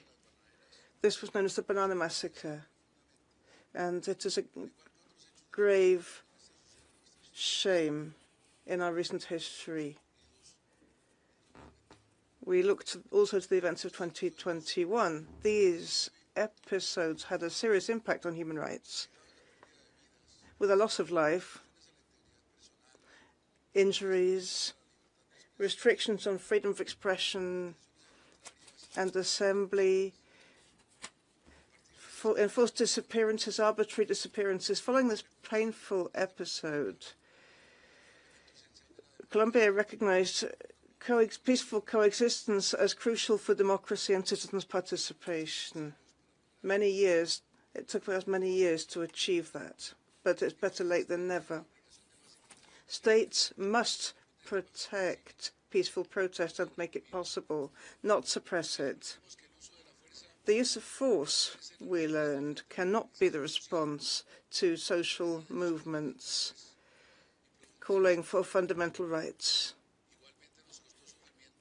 Our suffering taught us that the use of force in international relations is only harmful to human rights. From our own experience, with humility and respect, we urge the authorities of the Islamic Republic of Iran to cooperate with the universal human rights system and allow the necessary support to be provided so that the population may live in peace, including students, young people, women, so that they may be heard and their rights respected. We also urge it to stop the repression of peaceful demonstrations, free the people arbitrarily detained, and investigate effectively the human rights violations that have taken place in the context of the protests. Thank you. Gracias. Thank you. I call on the Ambassador of Cuba. Vice President, in recent weeks, many countries, the High Commissioner and mandate holders have pointed to serious violations of the UN Charter, international law, and human rights committed by the government of the USA with its brutal military aggression against Venezuela. However, the response of this Council has been absolute silence. There has been no special session called to consider these grave events. Only a few voices have spoken in this room to call for accountability, to reject the unacceptable, dangerous behavior of the USA. However, in the case of the Islamic Republic of Iran, we immediately see a special session with preparation of a resolution condemning it for increasing periods of time with not just one, but two parallel mechanisms of monitoring. We're not surprised. Unfortunately, this pattern of double standards is happening over and over in this Council. Cuba categorically rejects all forms of foreign intervention in Iran or any other country. We are opposed to any attempt to use the internal situation of any country for geopolitical agendas. We call for an end to the unilateral coercive measures against Iran and against those other countries that are suffering those. We denounce the imposition of interventionist mandates, which are always against developing countries. We will continue to defend dialogue and cooperation as the only effective way to promote human rights. I thank you, Ambassador. Gracias. Tiene ahora la palabra. Thank you. I call on the Ambassador of the Kingdom of the Netherlands. Thank you, Mr. Vice President. The Kingdom of the Netherlands welcomes the convening of this special session, aligns itself with the statement of the European Union, and wishes to make 3 points. First, we call upon Iran to cease resorting to the use of lethal force and repression against protesters. Second, we urge Iran to ensure due process, to release all those who have been arbitrarily detained, and to refrain from applying the death penalty, particularly in light of the record number of executions carried out in 2025. Third, we call on Iran to uphold the human rights obligations, such as the freedom of expression, association and peaceful assembly, and to ensure the free flow of information, including full and unrestricted access to the Internet. Mr. Vice President, in light of these concerns, the Kingdom of the Netherlands supports the renewal of the mandate of the fact-finding mission and the Special Rapporteur on Iran, as well as the call for an urgent and independent investigation into recent developments. These steps are essential to ensure accountability for the human rights violations committed in the past weeks and to deliver justice for those who were killed, injured or arbitrarily detained solely for exercising their fundamental rights and expressing legitimate demands. We urge the Islamic Republic of Iran to fully cooperate with both the Special Rapporteur and the fact-finding mission. I thank you. Gracias. Thank you. I call on the distinguished delegation of Angola. Thank you, Mr. Vice President. The government of the Republic of Angola reaffirms its strong commitment to promoting and protecting human rights and fundamental freedoms in accordance with the Charter of the United Nations and relevant international human rights instruments. In this context, the Angolan authorities reiterate its commitment to promoting and protecting human rights, advocating constructive dialogue and the importance of technical assistance in human rights matters.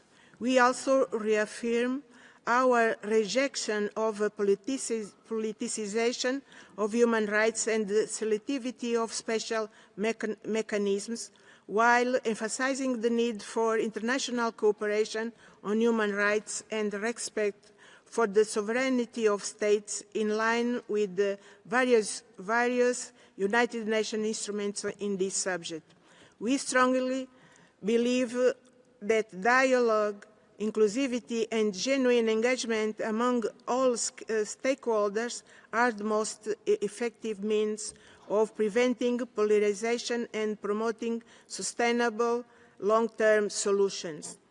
The Angolan delegation remains committed to constructive dialogue within the Human Rights Council to strengthen the credibility, objectivity and the universality of the international human rights system. Thank you, Mr. Vice President. Gracias. Tiene la palabra. Thank you. I call on Ethiopia. Thank you, Mr. Vice President. Ethiopia reiterates its long-standing commitment to the promotion and the protection of human rights through constructive dialogue, cooperation and mutual respect among member states. We firmly believe that the advancement of human rights is best achieved in an environment free from politicization, selectivity and double standards.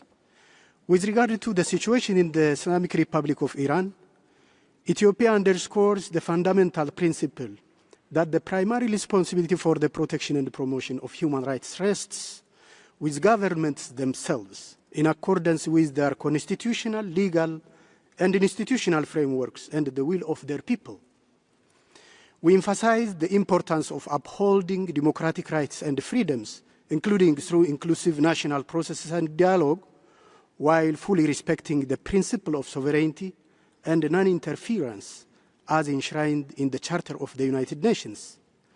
Domestic challenges, including those related to public order and social unrest, should be addressed through national mechanisms in a peaceful and lawful means. Ethiopia expresses concern over external approaches that seek to interfere in internal affairs or instrumentalize political movements against sovereign states. As such actions risk exacerbating tensions, undermining stability, and weakening national ownership of reform efforts. We stress that the Human Rights Council should serve as a platform for cooperation and dialogue, rather than confrontation. In this regard, Ethiopia encourages continued engagement with the international human rights mechanisms based on mutual respect, impartiality, and consent. In conclusion, Ethiopia calls upon all parties to uphold the principles of the United Nations Charter, respect sovereignty, and refrain from interference, and support peaceful and nationally driven solutions. I thank you, Mr. Vice President. Gracias. Thank you. I call on Bulgaria. Mr. President, Bulgaria aligns itself with the statement made by the European Union. Bulgaria is deeply concerned by the gravity of the situation in the Islamic Republic of Iran following the recent unprecedented crackdown of peaceful protests by the authorities. We are deeply concerned by the use of lethal weapons by security forces, which has led to the death of thousands of protesters and a high number of injured protesters. We denounce the widespread arbitrary arrests and detentions of participants in the protests.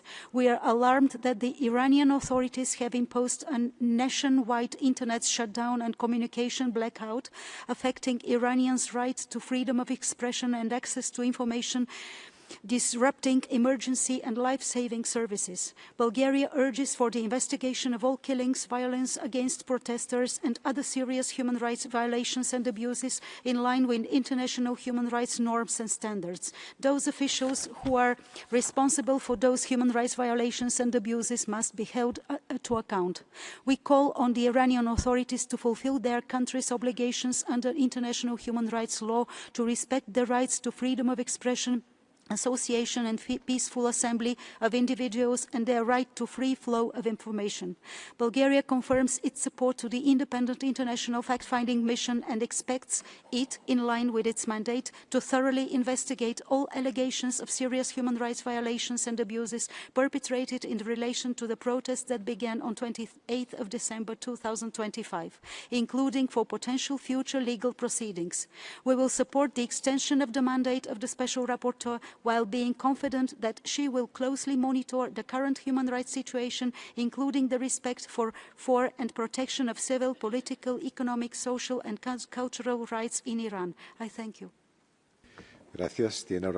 Thank you. I now give the floor to the distinguished ambassador of Chile. Gracias.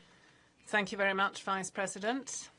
Chile welcomes the holding of this special session, given the violent repression and serious human rights violations committed in the Islamic Republic of Iran. We roundly condemn the deaths, the violence against demonstrators, and the excessive and disproportionate use of force by state officials in the context of peaceful protests that began on the 28th of December 2025. We also reject the blocking and restriction of communications, including the internet shutdown and the banning of mobile phones. These actions have led to thousands of deaths, according to current estimates, and there have been large-scale violations, torture, arbitrary executions, disappearances. We call for the upholding of rights, for freedom of peaceful assembly and association, and we believe Iranian citizens have the right to fully participate in public affairs in line with international human rights law. The recent events, Vice President, in Iran should be added to the very serious acts committed in 2022 and 23, when peaceful demonstrators were harassed, detained, and this disproportionately affected women and children. In addition to this, the acts of since December 2025 testify to systematic repression of peaceful demonstration. We therefore launch an appeal to the authorities of Iran to put an end to the repression of peaceful protests and to guarantee the full respect of fundamental rights. We firmly underline the need to carry out impartial, transparent, independent investigations, which will allow for proper accountability and access to justice, as well as comprehensive reparations for the victims of state action. Thank you. Thank you. I now give the floor to the distinguished representative of Italy. Italy aligns itself with the European Union statement and wishes to add the following in its national capacity. We express our deepest concern over the violent repression of protests in the Islamic Republic of Iran and the reported severe human rights violations across the country. We strongly condemn the excessive and lethal use of force by security forces against demonstrators who were legitimately exercising their fundamental rights to freedom of expression, associations and peaceful assembly.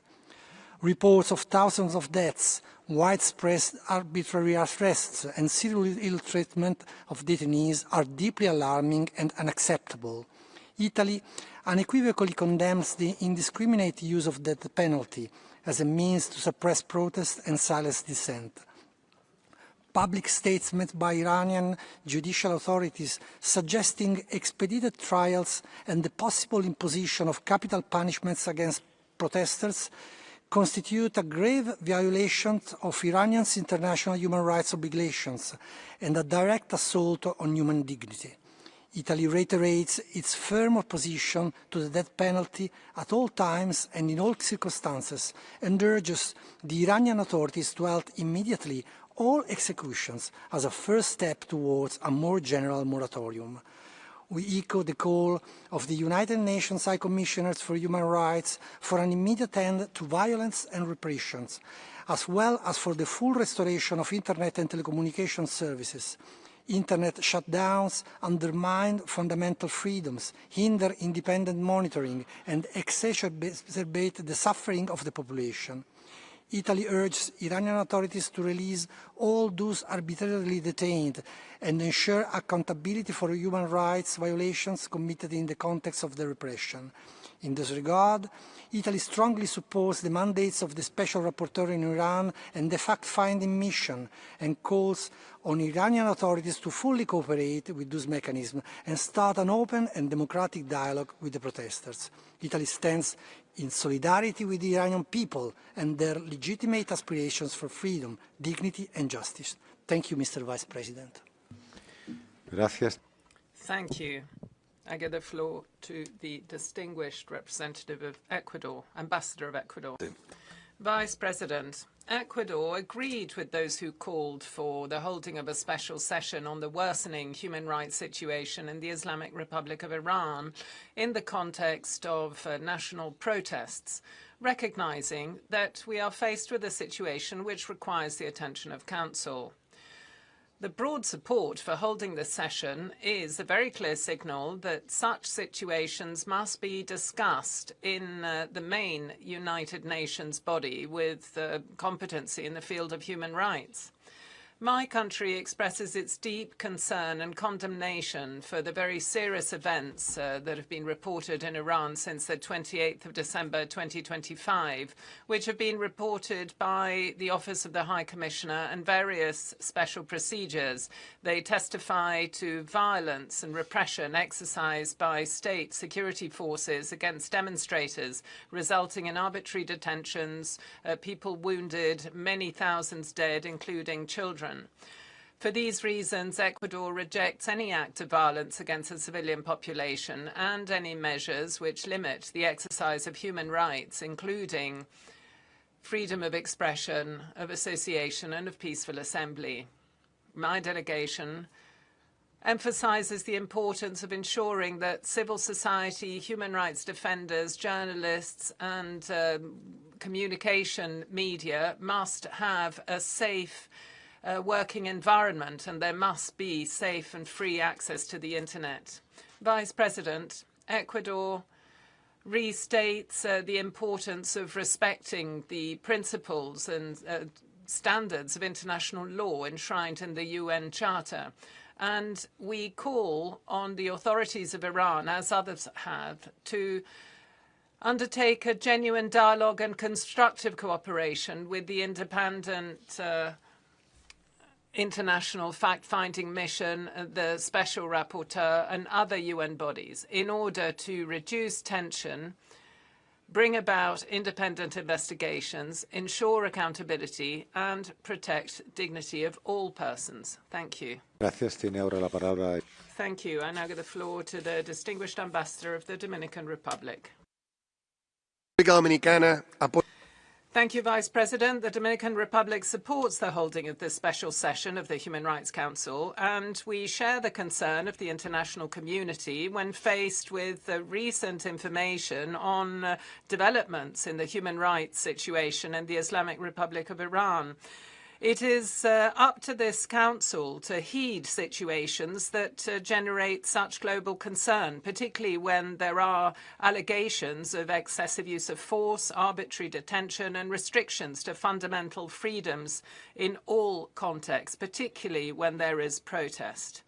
We take note of the reports submitted by the competent international bodies describing situations which violate the human rights of civilian population. These must be carefully and objectively analysed pursuant to international human rights standards and the mandate of this Council. We state once again that accountability, the respect of the rule of law and due process are essential to ensure effective protection of human rights and to strengthen the confidence and trust between the authorities and the population. We emphasise the importance of dialogue, technical cooperation and multilateralism in order to move towards sustainable solutions, making sure that there is space for constructive exchange, contributing trust and promoting gradual and lasting progress. We would therefore urge the Iranian authorities to strengthen their cooperation with international human rights mechanisms. We say once again that we are willing to support the efforts of Council in order to tackle this situation in a constructive manner and one which looks for specific solutions. Thank you. Thank you. I give the floor to the Ambassador of the Czech Republic. Mr. Vice President, we remain deeply concerned by the persistent repression of protests by the Iranian authorities against their armed population. Since late December 2025, people across Iran have peacefully expressed their legitimate aspirations for fundamental freedoms and improved living conditions.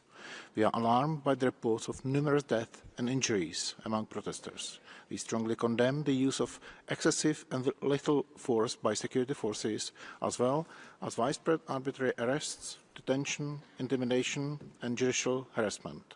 Such actions constitute serious violations of international human rights law, including the International Covenant on Civil and Political Rights, to which Iran is a state party. We call on the Iranian authorities to immediately cease all violent actions against peaceful protesters and to fully respect the rights to freedom of expression, peaceful assembly and association. All individuals detained solely for exercising these fundamental rights must be released without delay, and due process guarantees must be upheld in all cases. We urge Iran to ensure full, safe and unhindered access to information and communications, including by refraining from internet shutdowns. We call on the Iranian authorities to intensify surveillance and the ongoing persecution of lawyers, journalists, social media users and human rights defenders, both within Iran and through acts of repression abroad. We reiterate our principled opposition to the use of the death penalty in all circumstances and call on the Iranian authorities to stop the executions. We reaffirm our solidarity with the Iranian people and express our full support for civil society actors and human rights defenders who, despite severe pressure and significant risk, play a crucial role in documenting violations, promoting human rights and sharing information with the international community. Finally, we call on Iran to ensure accountability for all violations and grant unhindered access and full cooperation to the UN fact-finding mission and the Special Rapporteur on the situation of human rights in Iran. Thank you. Gracias. Thank you. I now give the floor to the distinguished Ambassador of Kenya. Thank you, Mr. Vice President. Kenya acknowledges the convening of this special session, particularly amid the recent nationwide protests backed by economic grievances in Tehran's bazaar since late December 2025. We view today's discussion as a vital affirmation of our shared responsibility to tackle urgent human rights challenges through principled multilateral dialogue, fostering cooperation in a deeply polarized geopolitical landscape. These bedrock principles demand consistent, impartial application across all contexts and regions, free from selectivity or politicization, to uphold this Council's integrity in addressing global crises. Kenya shares concerns over allegations of human rights violations arising from these events, including allegations of excessive use of force and restrictions on freedoms. We recognize the contributing factors characterizing this process, rooted in pressing economic hardships and aspirations for improved governance, which warrant thoughtful, constructive responses from the Iranian government. We equally acknowledge positive steps already taken by Iran, including its repeated invitations for dialogue, commitments to investigative allegations transparently, and engagement with the national partners as conveyed in statement to this Council and beyond. At the same time, the rights to peaceful assembly, expression, and association impose reciprocal duties on individuals to exercise them lawfully, peacefully, while states retain their sovereign prerogative and international law to apply proportionate restrictions safeguarding public order and national security. Mr. Vice President, all human rights mechanisms must prioritize cooperative avenues that respect sovereignty, non-interference, while underscoring that their mandates are most effective while the full consent and cooperation of the states concerned. In this spirit, Kenya encourages Iran to pursue further confidence-building measures, ensuring due processes for all detainees, reviewing crowd control practices and use of force to align with best practices and enhance its engagement with UN mechanisms and partners. We believe that inclusive dialogue would exemplify Iran's commitment to accountability, mutual trust, and balanced principled path this Council exists to promote. I thank you, Mr. Vice President. Gracias. Thank you. I give the floor to the representative of the plurinational state of Bolivia. Thank you, Vice President. We welcome the report submitted by the High Commissioner and the Special Rapporteur and the President of the Independent Fact-Finding Commission. Bolivia reaffirms its commitment to the promotion and protection of human rights and the free exercise of fundamental freedoms by all persons and the obligation of states to guarantee these. In any situation, the right to life and the respect of human rights and the peaceful settlement of disputes must prevail, and this is in line with the UN Charter. We call for avoiding confrontation and through transparent proceedings, the perpetrators of any acts of violence or human rights violations must be held accountable in line with international standards. We believe that all international stakeholders must tackle such situations with diplomacy in line with international law and avoid any act that might lead to an escalation of the situation. At the same time, we must ensure there is consistency in all mechanisms, balancing costs and effective results and avoiding duplication. We hope that all parties will be able to resume dialogue and negotiation, de-escalate tension, settle differences in a climate of mutual respect, and also meet the legitimate aspirations of the peoples. Thank you.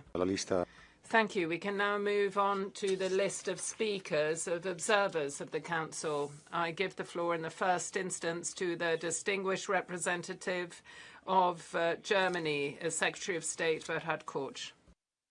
Mr. President, once again this Council convenes to address human rights violations in Iran. Once again, peaceful protesters standing up for their inviolable rights have been violently attacked, arbitrarily arrested or killed. We have all listened to the statements of the High Commissioner, the fact-finding mission and the Special Rapporteur. Germany thanks all Member States for coming together for this special session. Today, let us send a strong, united signal of solidarity with those suffering human rights abuses in Iran, those standing up for their rights. Today, we want to shed light on human rights violations that Iran is trying to hide behind an internet blackout. Germany commends the fact-finding mission and the Special Rapporteur for their tireless efforts to document and investigate abuses and to improve the human rights situation. We call on the Iranian government to cooperate fully with these mandates. The tragic events of the past weeks and the reporting today underline once more why we need both the fact-finding mission and the Special Rapporteur. We call on this Council to join us in extending both mandates to ensure that their crucial work for human rights and accountability can continue. Thank you very much. Thank you. I now give the floor to the distinguished delegation of Luxembourg that will be making a video statement. Le Luxembourg s'associe à la déclaration. Thank you, Vice President. Luxembourg aligns itself with the declaration of the EU, and we reiterate our support to the Iranian people. We firmly condemn the violent repression of demonstrations in Iran. We are alarmed by the reports and the images showing that there are countless deaths, thousands wounded, and mass arbitrary arrests. Many Iranian men and women are disappeared. We are very much affected by the loss of life in Iran, including that of children, and our thoughts are with their families. Human rights, including the right to freedom of expression, association, and peaceful assembly, must be respected and protected at all times. Iran must respect them and fully guarantee such rights. We are bringing today the voice of Iranian men and women, and it is up to them to decide how they would like to shape their future. Access to the media and to independent information, including comprehensive access to the internet, is essential. We renew our appeal to the leaders of the Islamic Republic to abolish the death penalty, to put an end to the cruel, inhuman, or degrading treatment, and to free all political prisoners. Transparent and independent investigations must immediately be launched in order to bring the perpetrators of such crimes to justice. Along these lines, we support extending the mandate of the independent fact-finding mission. Thank you. Thank you. I now give the floor to the Distinguished Ambassador of Ireland. Thank you, Vice President. The events, Ireland aligns with the statement of the EU. The events in Iran serve as a shocking reminder of how the Iranian regime treats its own people. Ireland condemns the brutal repression, killing and imprisonment of protesters exercising the fundamental rights of freedom of expression and peaceful assembly. Apologies, I must interrupt you. There's a point of order. President, the use of undefined and non-standard term of calling other countries shows the malintention of the speaker to lead the Council's direction toward their political aims. Mr. President, with the aim of preserving the true dignity of human rights, respecting the status of countries, and preventing the further politicization of the Council, I request you not to allow using the not correct languages calling my country. The name of my country is the Islamic Republic of Iran. Thank you very much. Thank you. I would remind all speakers of the need to use a standard language which is approved by the United Nations. So please do continue with your statement, Ireland. Thank you, Vice President. Thank you, Vice President. I'll continue.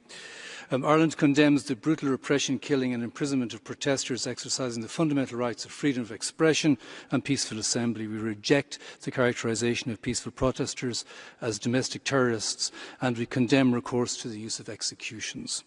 Verified information is limited by the deliberate choice of the authorities of the Islamic Republic of Iran to prevent their actions being observed and reported. However, it is clear that massive human rights violations have occurred, including the killing of civilians and many instances of unprovoked and indiscriminate attacks against protesters using lethal force, including the use of automatic weapons. The freedom to seek, receive and impart information must be upheld as an undisputed right. The people of Iran must have full access to telephone and internet services. We call on the Islamic Republic of Iran to cease all violent actions against civilians, suspend executions, to restore communication services and to engage meaningfully with the concerns and demands expressed by so many people across the country. Ireland hopes that today's special session can ensure that events surrounding the protests and the overall human rights situation in the country can be clearly investigated and the perpetrators held accountable. The international community must hold the Islamic Republic of Iran to its obligations to protect and ensure the fundamental rights of its people. Thank you. Thank you. And I give the floor to the distinguished representative of Ukraine.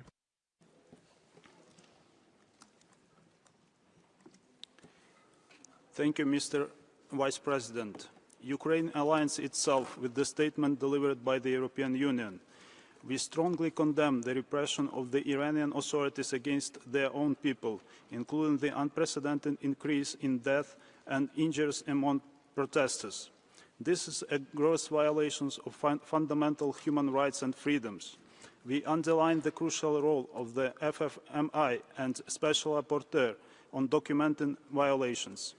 We call on the Iranian authorities to abandon forceful methods respect the rights of citizens to peaceful assembly and freedom of expression, and fulfill the legitimate demands of their own people.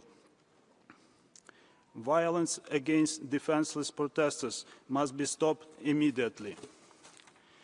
Mr. Vice President, Iran's support for Russia's war of aggression against Ukraine and its oppression of its own citizens are part of the same policy, a policy of violence and disregard for human dignity. I'm afraid there's another point of order. The delegation of Iran, please. Thank you very much, Mr. President. I'm sorry that I'm requesting the second time point of order. The content presented by the current speaker is inaccurate, irrelevant to the subject of this meeting, and intended to involve another country in a matter to which it has not connection. I respectfully request that you prevent the raising of such irrelevant and unfounded issues. Thank you very much. Gracias. Thank you. I would like to ask the delegate of Ukraine to continue their statement.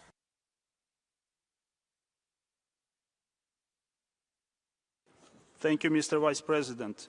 The Iranian people deserve to have their fundamental civic rights protected, including access to information and freedom of assembly. They deserve a normal life, free of fear, a life with freedom, safety, and prosperity.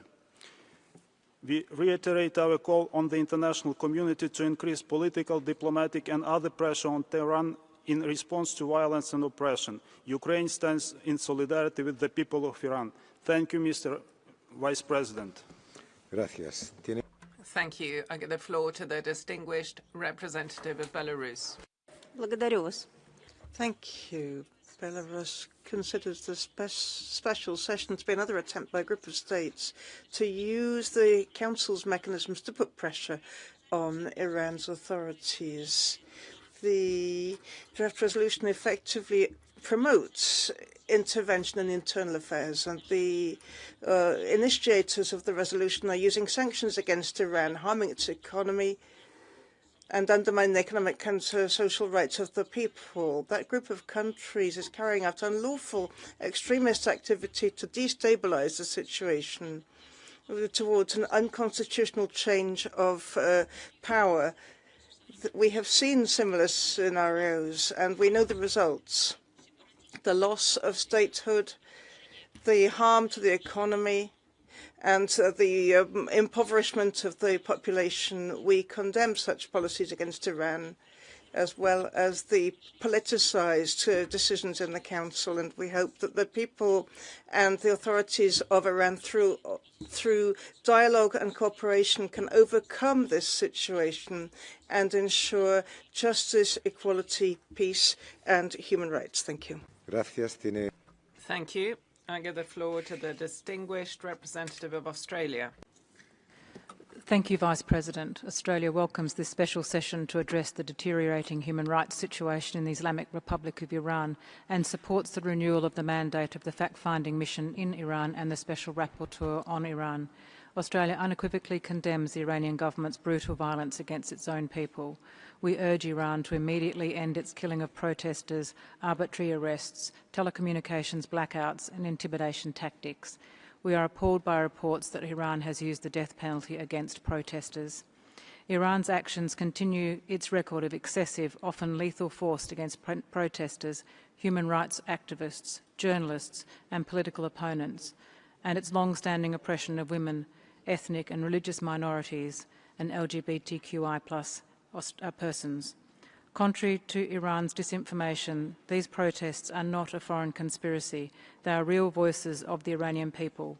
We stand with the protesters in their struggle for human rights, livelihoods and fundamental freedoms. We call on Iran to ensure the rights to freedom of expression and peaceful assembly without fear of reprisal. All violations must be independently investigated and perpetrators held accountable and brought to justice. Thank you. Gracias. Thank you. I now give the floor to the distinguished representative of Austria. Thank you, Mr. Vice President. Austria aligns with the EU statement. We stand in full solidarity with the Iranian people in exercising the rights of freedom of expression and freedom of assembly. Austria is deeply concerned about the shockingly high number of deaths among protesters and the disproportionate use of force by Iranian security forces against peaceful demonstrators. We strongly condemn the arbitrary arrests and threats of execution against those detained for exercising their rights and urge the Iranian authorities to end all forms of arbitrary detention and mistreatment in custody. All individuals imprisoned for freedom of expression and peaceful protest must be released immediately. We particularly condemn the use of force against children and the arbitrary arrest and detention of minors in connection with the protests and call for their immediate release.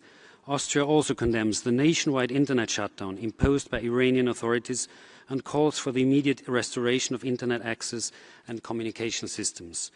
This Council cannot remain silent in the face of the deteriorating human rights situation. We owe the Iranian people a thorough, independent and objective investigation into all human rights violations related to the protests. Perpetrators of violence must be held accountable. We call on the Iranian government to fully cooperate with the fact-finding mission in its investigation. I thank you. Gracias. Tiene ahora la palabra la Thank you. I give the floor to the Bolivarian Republic of Venezuela.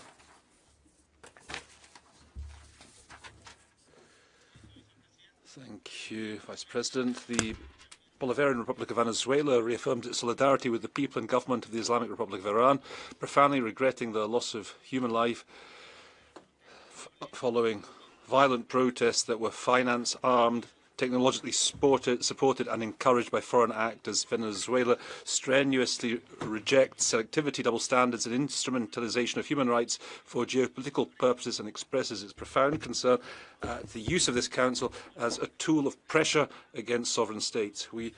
Self-determination of Iran should be respected. We regret that this special session has been convened on the basis of piecemeal narratives that intentionally ignore the causes and distort the reality of the facts. The external threats against the leaders of the legitimate government of Iran and against people victim of UCMs have been public, notorious and performative. The ultimate goal is to apply the deleterious policy of regime change to appropriate their natural resources. There's no hiding the pretension to end with international public law and the threats to global peace, sovereignty of states and immunity of heads of state and government. We do wonder, will this Council continue to be used as a sounding box for the imperial powers who direct us towards barbarities such as the genocide that is taking place in Gaza? Thank you. Thank you. I give the floor to the Distinguished Representative of Paraguay. Vice President, Paraguay condemns the repressions carried out by the authorities of the Islamic Republic of Iran against their own people in the context of the recent social protests, the deliberate, disproportionate use of force by security forces, including firing on protesters, mass arbitrary detention, and an alarming high number of people perishing and arrested, is a grave violation of human rights by the Iranian state. Paraguay categorically repudiates the restrictions imposed on access to internet and communications, considering such measures seek to hide the situation, silence civil society and hinder international scrutiny. It's unacceptable the criminalization of social protests and the threat of use of death penalty against protesters for actors that reflect an unacceptable setback and question the international responsibility of the state. We urge the Iranian authorities to immediately cease all forms of violence against the civilian population, to release all persons detained for peacefully exercising their fundamental rights, restoring fully digital freedoms and calling for full unrestricted cooperation with the fact-finding mission. Finally, Paraguay reaffirms its firm conviction that there be no stability, development and legitimacy without respect for human rights, and this Council is duty-bound morally and legally to promote accountability, prevent impunity and support the legitimate aspirations of the Iranian people. Thank you. Thank you. I give the floor to the Distinguished Representative of Belgium. Thank you, Mr. Vice President. We align ourselves with the EU statement.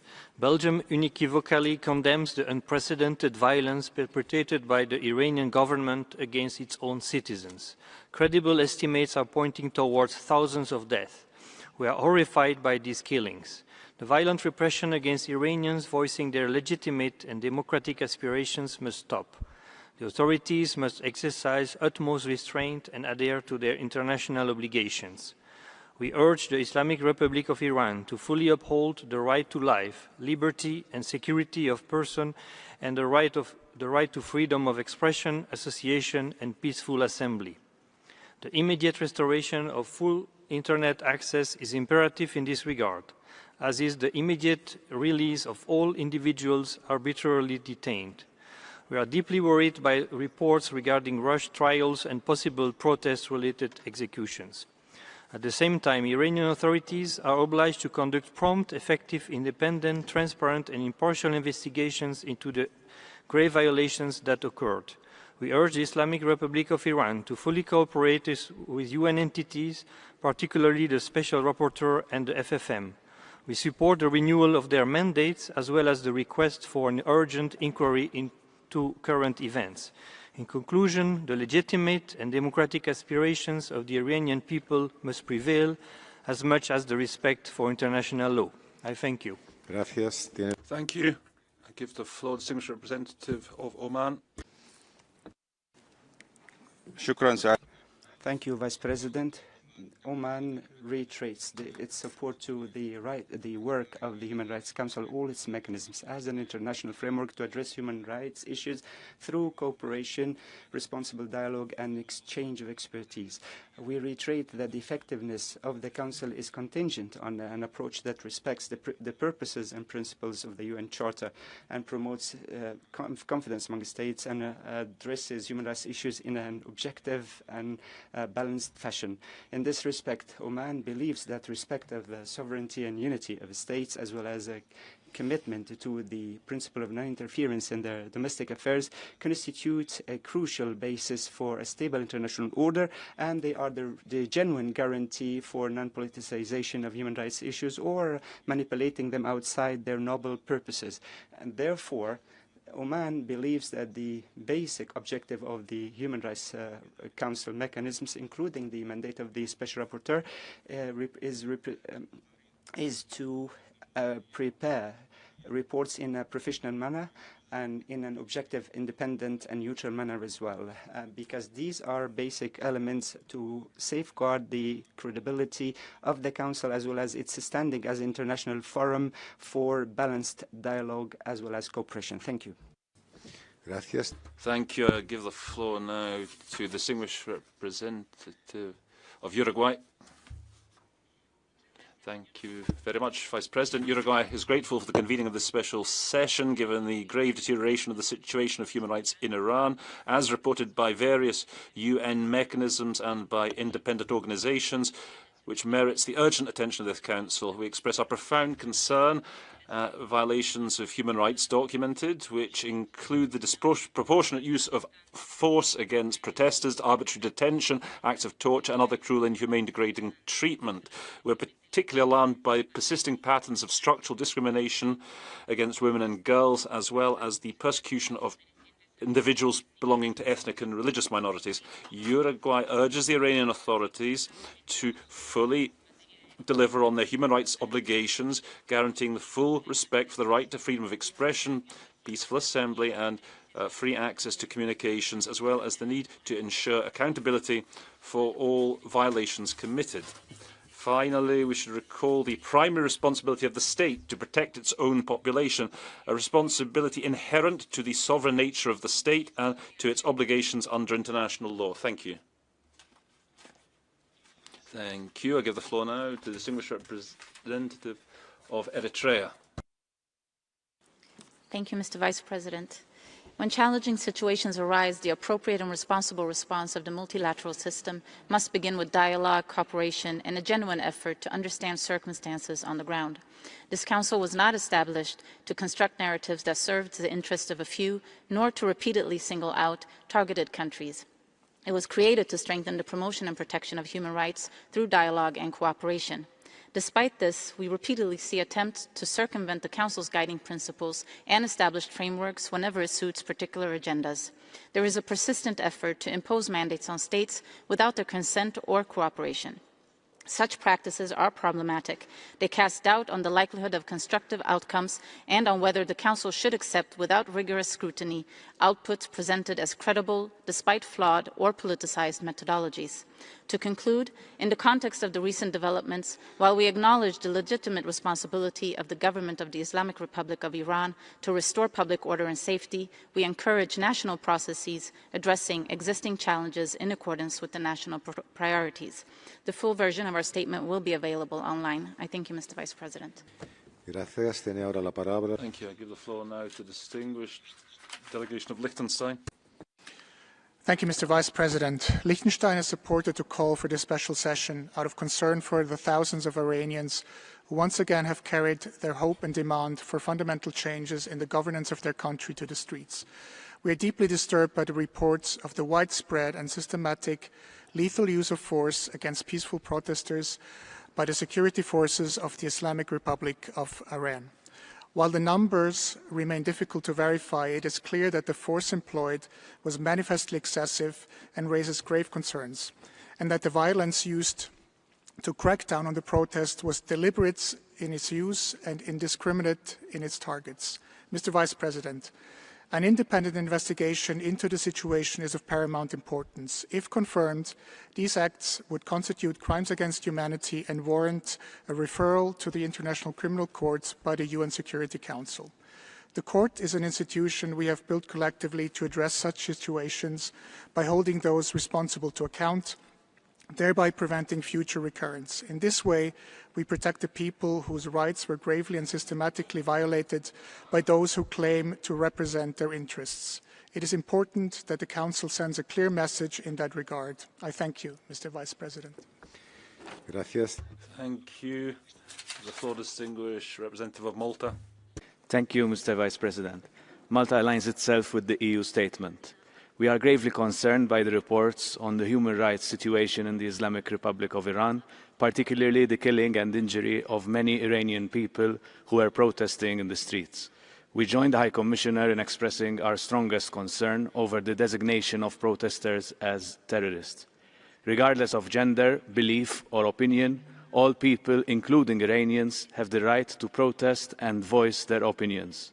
These rights, among others, are fundamental human rights established by the UN Declaration of Human Rights, the ICCPR, and various other international documents to which the Islamic Republic of Iran is a state party.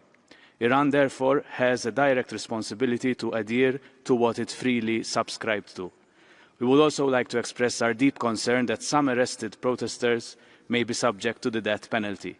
While reiterating Malta's long-standing stance against the death penalty in all instances, we wish to recall that Article 6 of the ICCPR clearly states that this penalty may be imposed only for the most serious crimes. Civilians exercising their right of protest have committed no crime. We call upon all relevant authorities in Iran to free all arrested protesters and immediately halt and expunge any planned application of the death penalty. I thank you.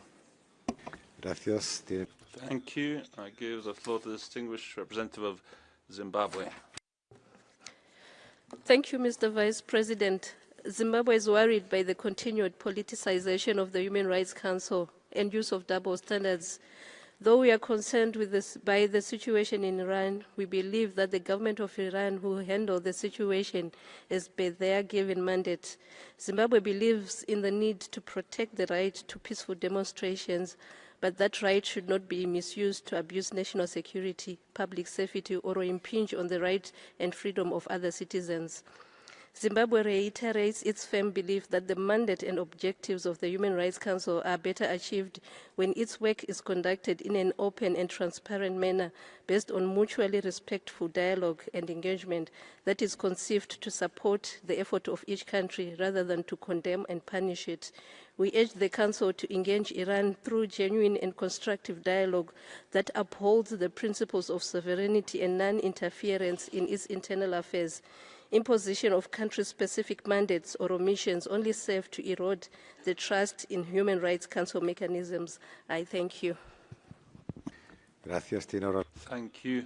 I give the floor to the distinguished representative of Slovakia. Thank you, Vice President. Slovakia aligns itself with the EU statement.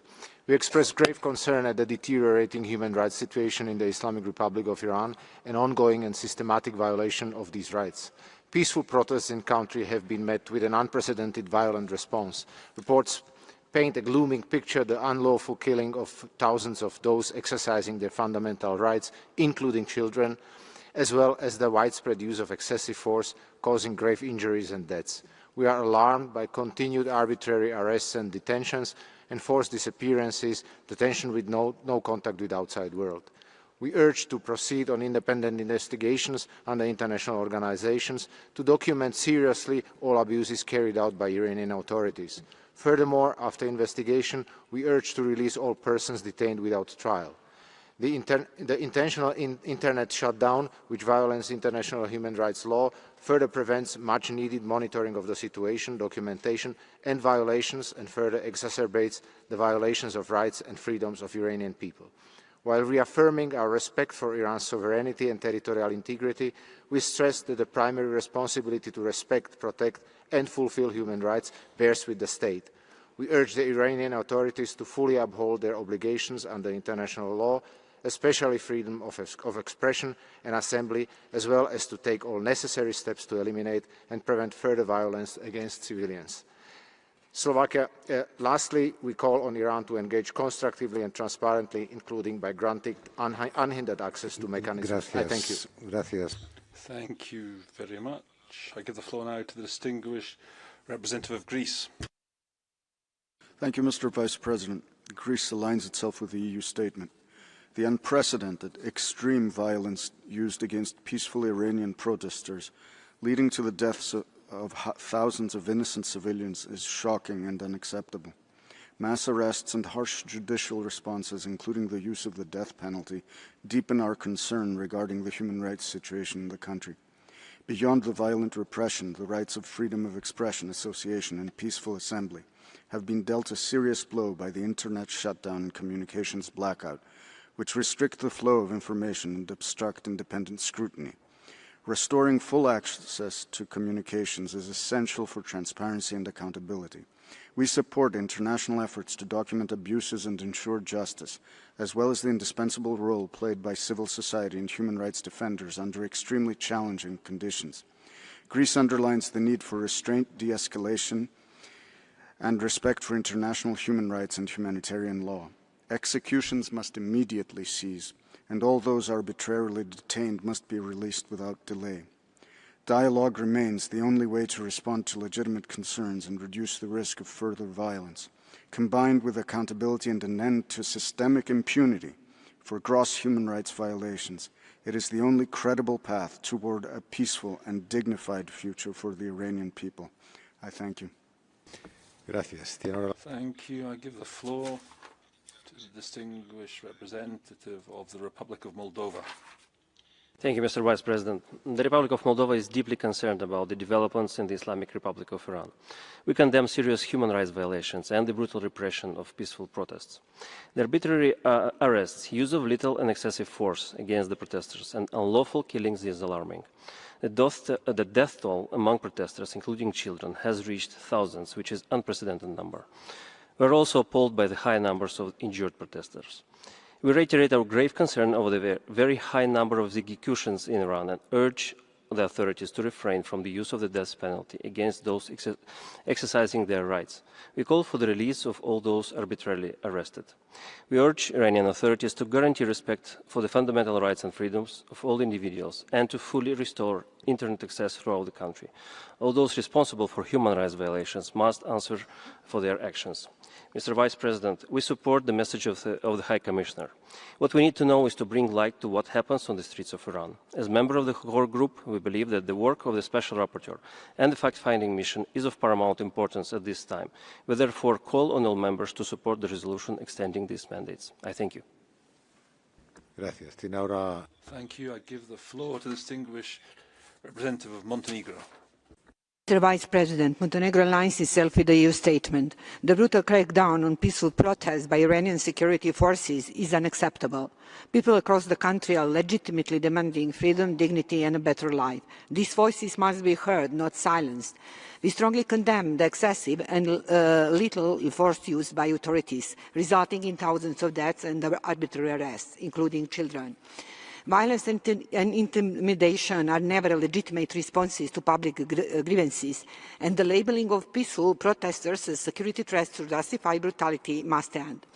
Authorities must fully comply with their international human rights obligations, including respect for the rights to life, liberty and security, as well as the freedoms of expression, association and peaceful assembly. All individuals detained solely for exercising these rights must be released immediately. Reports of rash judicial proceedings and the threat of the death penalty are deeply alarming. Capital punishment should never be used to suppress dissent, and all execution must stop now.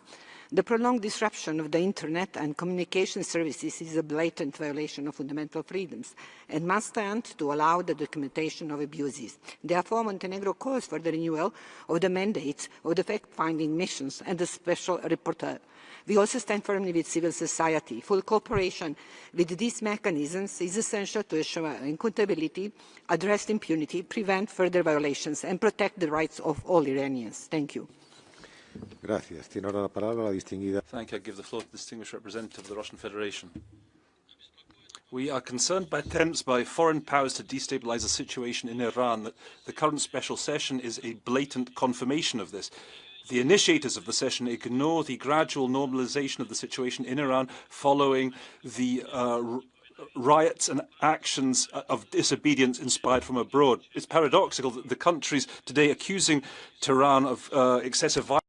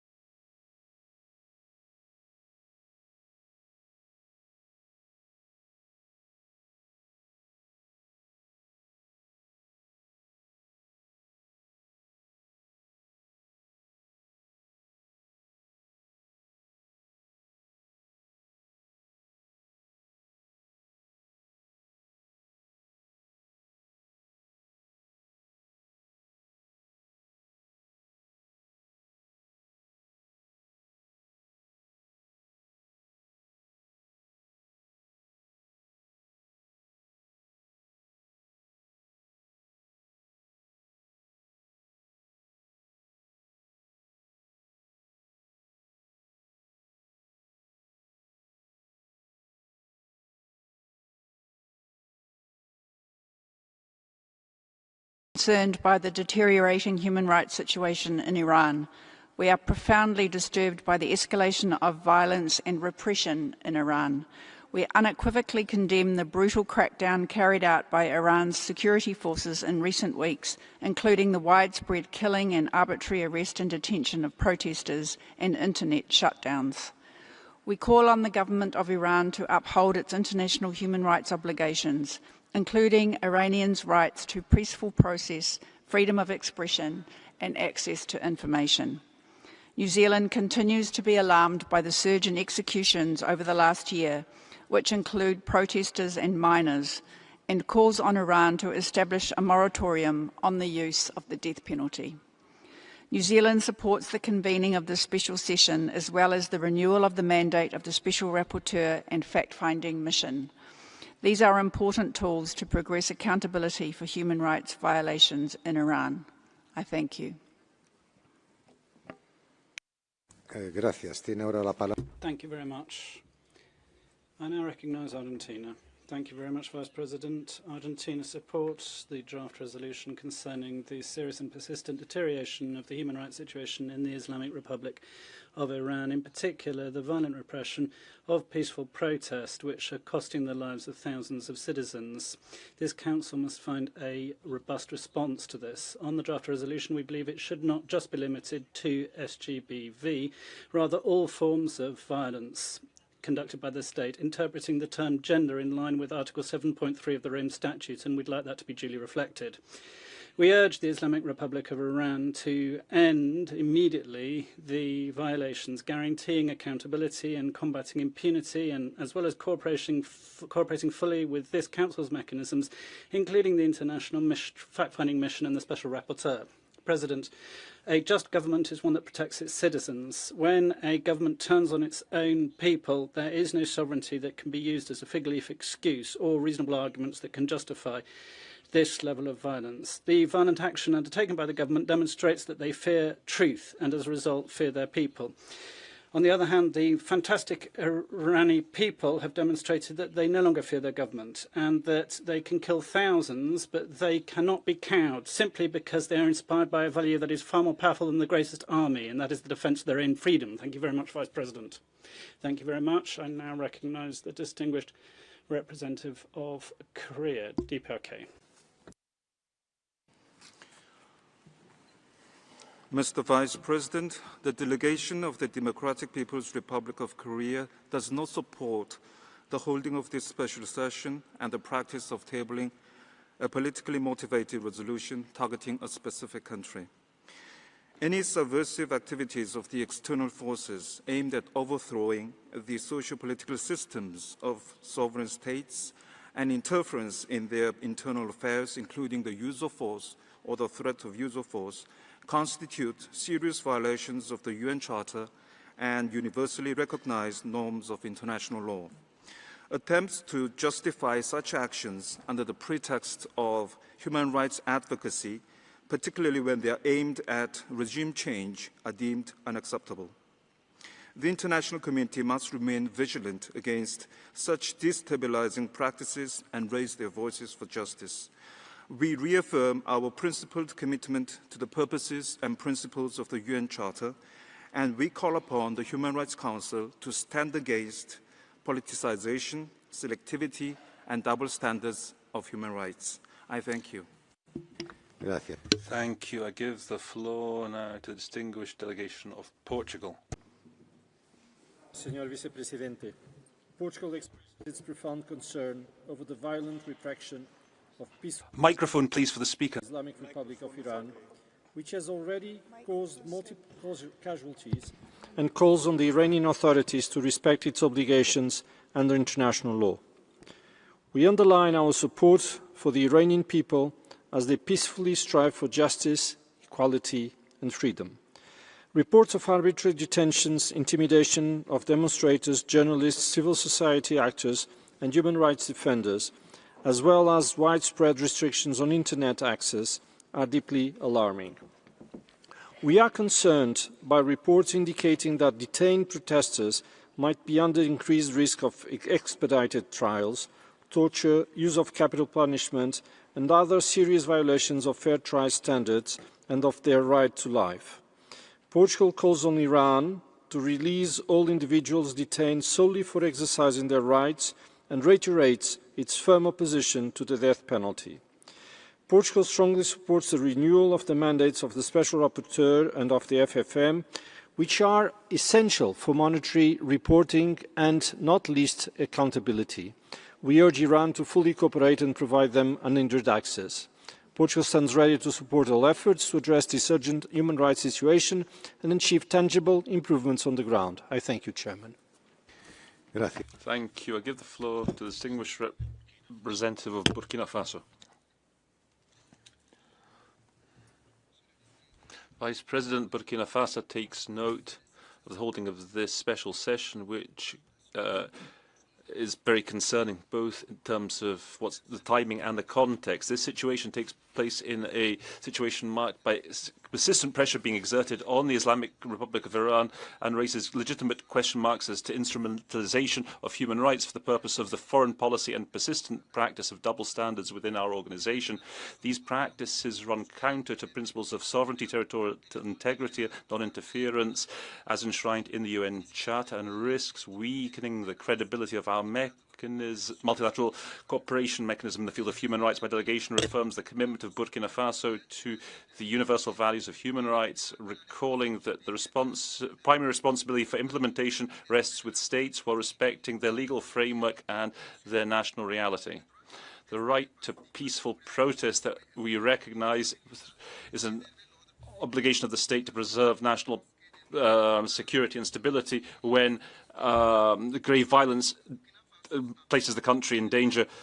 We call for cooperation and dialogue to be prioritised while strictly respecting principles of the UN Charter, abstaining from any approach based on coercion, selectivity or politicisation of human rights. Thank you. Gracias. Thank you. I give the floor to the distinguished representative of Sri Lanka. Mr. Vice President, we reiterate our principled position against country-specific initiatives, as such initiatives are confrontational, counterproductive, and undermine the spirit of cooperation required in promoting and protecting human rights. Any action to improve the human rights situation in a country should be guided by the accepted principles of mutual respect and cooperation based on the consent of the country concerned.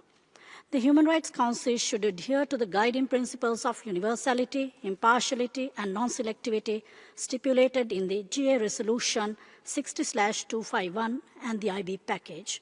We believe that any initiative adopted in this session that does not enjoy the support of the country concerned will only undermine the spirit of cooperation required in promoting and protecting human rights. Further, we note the potential program budget implications that these initiatives have, particularly at a time when the entire United Nations system is faced with an unprecedented liquidity crisis. We urge the co-sponsors to engage in a genuine and constructive dialogue with the Islamic Republic of Iran based on mutual respect and cooperation. Thank you, Mr. Vice President. Gracias. Thank you. I give the floor to the distinguished representative of Mali. Thank you, Vice President. I'd like first to thank you for convening this meeting. The delegation of Mali regrets that the issue of human rights, so important that they are, be instrumentalized for political purposes and exploited in order to weaken states. The Islamic Republic of Iran, since 2010, under the control of a fact-finding mission of this council, has seen a parallel mechanism imposed on it called a fact-finding mission. We recall in that regard that the consent of the state concerned is crucial for the success of any multilateral mechanism seeking to support governmental efforts. In terms of the events in Iran, which we're discussing, Mali reaffirms its support to the Iranian authorities with a view to restoring security throughout the country and to the Iranian population, the peace-loving, development-loving Iranian population. And we condemn by principle imposition of sanctions or any other UCM. We reiterate our appeal so that issues of human rights be tackled in a framework of constructive dialogue in support to states and to populations concerned, instead of a politicized approach and that is maintained by certain states. Thank you. I give the floor now to the distinguished representative of Canada. Mr. Vice President, Canada is horrified by reports that thousands of people in Iran, including children, have been killed and arbitrarily detained for exercising their human rights. Canada condemns in the strongest terms the Iranian authorities' use of unlawful and lethal force against protesters. Killings, forced confessions, torture, ill-treatment in detention, and the denial of legal safeguards are all clear violations of international human rights law. Internet shutdowns are another form of repression and an infringement on human rights. This recurring retaliation against dissent underscores an entrenched pattern of state violence and impunity. This abhorrent cycle of violence cannot continue. Canada will continue to work with partners to hold Iran to account through forums like this and through the continued imposition of sanctions in response to violations. Canada commends the people of Iran, including the brave journalists and human rights defenders, who continue to hold their ground, call for their rights to be respected, and voice their demands in the face of violence. Canada urges Iran to immediately end violence against protesters, halt executions, release those arbitrarily detained, and uphold the human rights of its population. We fully support continued investigations of Iran's human rights violations by the Special Rapporteur and the FFM on Iran. This is integral to accountability and justice. Thank you. Gracias. Thank Thank you very much. That was the last of the states wishing to take the floor, so we'll now move to our list of speakers from NHRIs and NGOs. I'd now like to recognise the representative of the International Federation for Human Rights Leagues, please. Mr. Vice President, after just over 3 years, the Council is holding another special session on the human rights situation in Iran. The recurrence reflects the gravity of the authorities' repression against the brave people of Iran, who continue to courageously demand the respect of their fundamental rights and to express their aspiration for democratic change. Estimates of those killed and injured by the authorities in response to the most recent peaceful protests are difficult to verify due to the government's imposition of a prolonged internet and communication blackout. What is certain is that an extraordinarily harsh crackdown on the streets of Tehran and many other cities across the country occurred, with thousands of civilians summarily killed and many more arbitrarily detained in just a few days during the peak of the protests. FIDH and LDDHI see the renewal of the mandates of the Special Rapporteur and the 2-year extension of the fact-finding mission as being essential to guarantee future accountability. Members of the Council should demand that Iranian authorities stop terrorizing the civilian population and support the work of independent international accountability mechanisms. We reiterate our call for the immediate and unconditional release of all people detained in connection with the protests, as well as all activists and human rights defenders, including Nobel Peace Prize laureate Narges Mohammadi. We also urge the government to refrain from imposing or carrying out the death penalty, particularly against those charged in connection with the demonstrations. I thank you. Gracias. Thank you very much. I now recognise the representative of Ensemble contre la peine de mort. Mr. President, in 2025, the Islamic Republic of Iran executed at least 1,500 people, the highest number in more than 3 decades. The majority were charged with offences that do not meet the threshold of the most serious crimes under international law and were sentenced without due process on the basis of forced confessions. The purpose of the widespread use of the death penalty was clear: to spread fear and prevent protests. This strategy failed. Despite the gallows, Iranians took to the streets to demand freedom and dignity. The authorities shut down the internet and launched a deadly crackdown at an unprecedented scale. Thousands of protesters were killed using live ammunition, including military-grade machine guns. All available evidence indicates that this was a systematic and widespread use of lethal force with the intent to kill as many protesters as possible. ECPM and Iran human rights are extremely concerned that the authorities are preparing to continue this mass killing inside the prisons, using the death penalty after summary trials and fabricated charges against protesters. Crimes against humanity have already been committed against people in Iran. The international community has a clear responsibility to protect the right to life of Iranians, hold perpetrators accountable, and ensure that UN mechanisms conduct an independent investigation inside Iran. Thank you. Gracias. Thank you very much. I now recognise United Nations Watch. Mr. President, doctors in Iran estimate 20,000 protesters killed and 330,000 injured. These are numbers that defy comprehension. These are crimes against humanity. So today's session is welcome, but let's be honest, it is too little and too late. The Iranian people have a right to know why for over 3 weeks did this council say nothing. We asked the 87 UN rights experts, the world's early warning mechanism, for over 2 weeks, why were you silent? Only on January 13th was there a statement, and out of 87 experts, only 5 of you signed it. Day after day, we pleaded for action. 5 days into the repression, after killings of protesters, I asked Agnes Kalamard, the former UN rapporteur who now heads Amnesty International, why are you silent? In January 2020, when the US eliminated IRGC terror chief Qasem Soleimani, she rushed within hours to condemn it. Why no urgency when innocent Iranian protesters are massacred? And beyond this room, we ask the media, Hollywood celebrities, campus protesters, those who know how to mobilize world opinion, why are you silent? The answer is uncomfortable but clear. The Iran protest movement shatters a cherished narrative. A people rising against Islamist tyranny does not fit the ideology, and so it is ignored. To all of you, we say the cost of your silence was Iranian lives. It is time to choose. Do everything to protect the people of Iran or your failed worldview. History is watching. Gracias. Thank you very much. Human Rights Watch, please.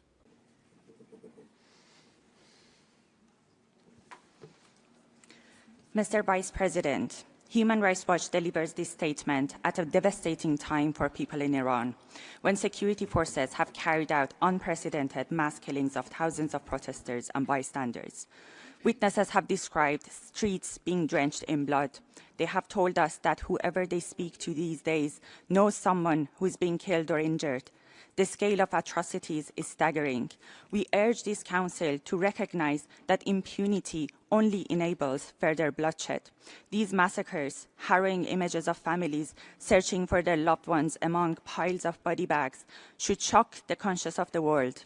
This Council has a vital role to play in putting human rights and accountability at the heart of the international response. Independent investigations are crucial to establish the truth and pave the way for accountability and criminal justice in line with international law. Member States should renew the mandates of the Special Rapporteur and the fact-finding mission, ensuring the mission has adequate resources to investigate this latest wave of atrocities and collect and preserve evidence to facilitate future judicial proceedings. This is no time to sit on the fence. UN member states should set aside double standards and stand with victims and survivors of these egregious crimes and those who continue to demand respect for their human rights, not those seeking to cover up atrocities while cutting off the entire population from the rest of the world. I thank you. Gracias. Tiene la palabra. Thank you very much. Amnesty International, please. People in Iran are reeling from trauma of unprecedented massacres. Authorities maintain an internet shutdown to hide their crimes, yet here they deny the truth. Let's be clear about the facts, confirmed by eyewitnesses and verified videos. Iranian security forces fired into crowds, unlawfully killing thousands and injuring many more. Victims authorities shamelessly describe as terrorists were people demanding human rights and democracy, students, workers, teachers, medical workers, hoping for a brighter future. Today, crushed hopes lie in body bags, in overflowing morgues. What authorities call stability is a state of terror involving armed patrols and curfews. Systemic impunity for repeated protest bloodshed in 2017, 2019, and 2022 for the crimes against humanity documented by the fact-finding mission has emboldened authorities now in 2026 to escalate their policy of mass killings to silence dissent. To look away from these atrocities is not constructive dialogue. It is an abdication of responsibility. We urge member states to support the resolution and recognize that without an ICC referral and international justice mechanism, bloodshed will only intensify.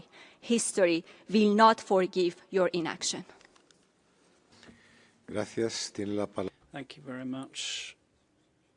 Association of Iranian Short-Statured Adults has the floor. Mr. President, recent events in Iran must be addressed with honesty and balance. For the United States and Israel, Iran has never been a human rights concern. Rather than improving the situation in Iran, these interventions simply impose an anxiety and psychological pressure on Iranians. Our observations show that the protests began peacefully and many people were simply expressing social and economic complaints. This changed when organized violence entered the streets. Armed groups carried out brutal attacks, setting fire, destroying public space, and killing both civilians and security personnel. Media reports and eyewitnesses have pointed to the presence of trained individuals operating among the crowds, some armed, others coordinating acts of sabotage and violence. Video evidence shows firearms being used indiscriminately, turning peacefully gathering into sense of cause and fear.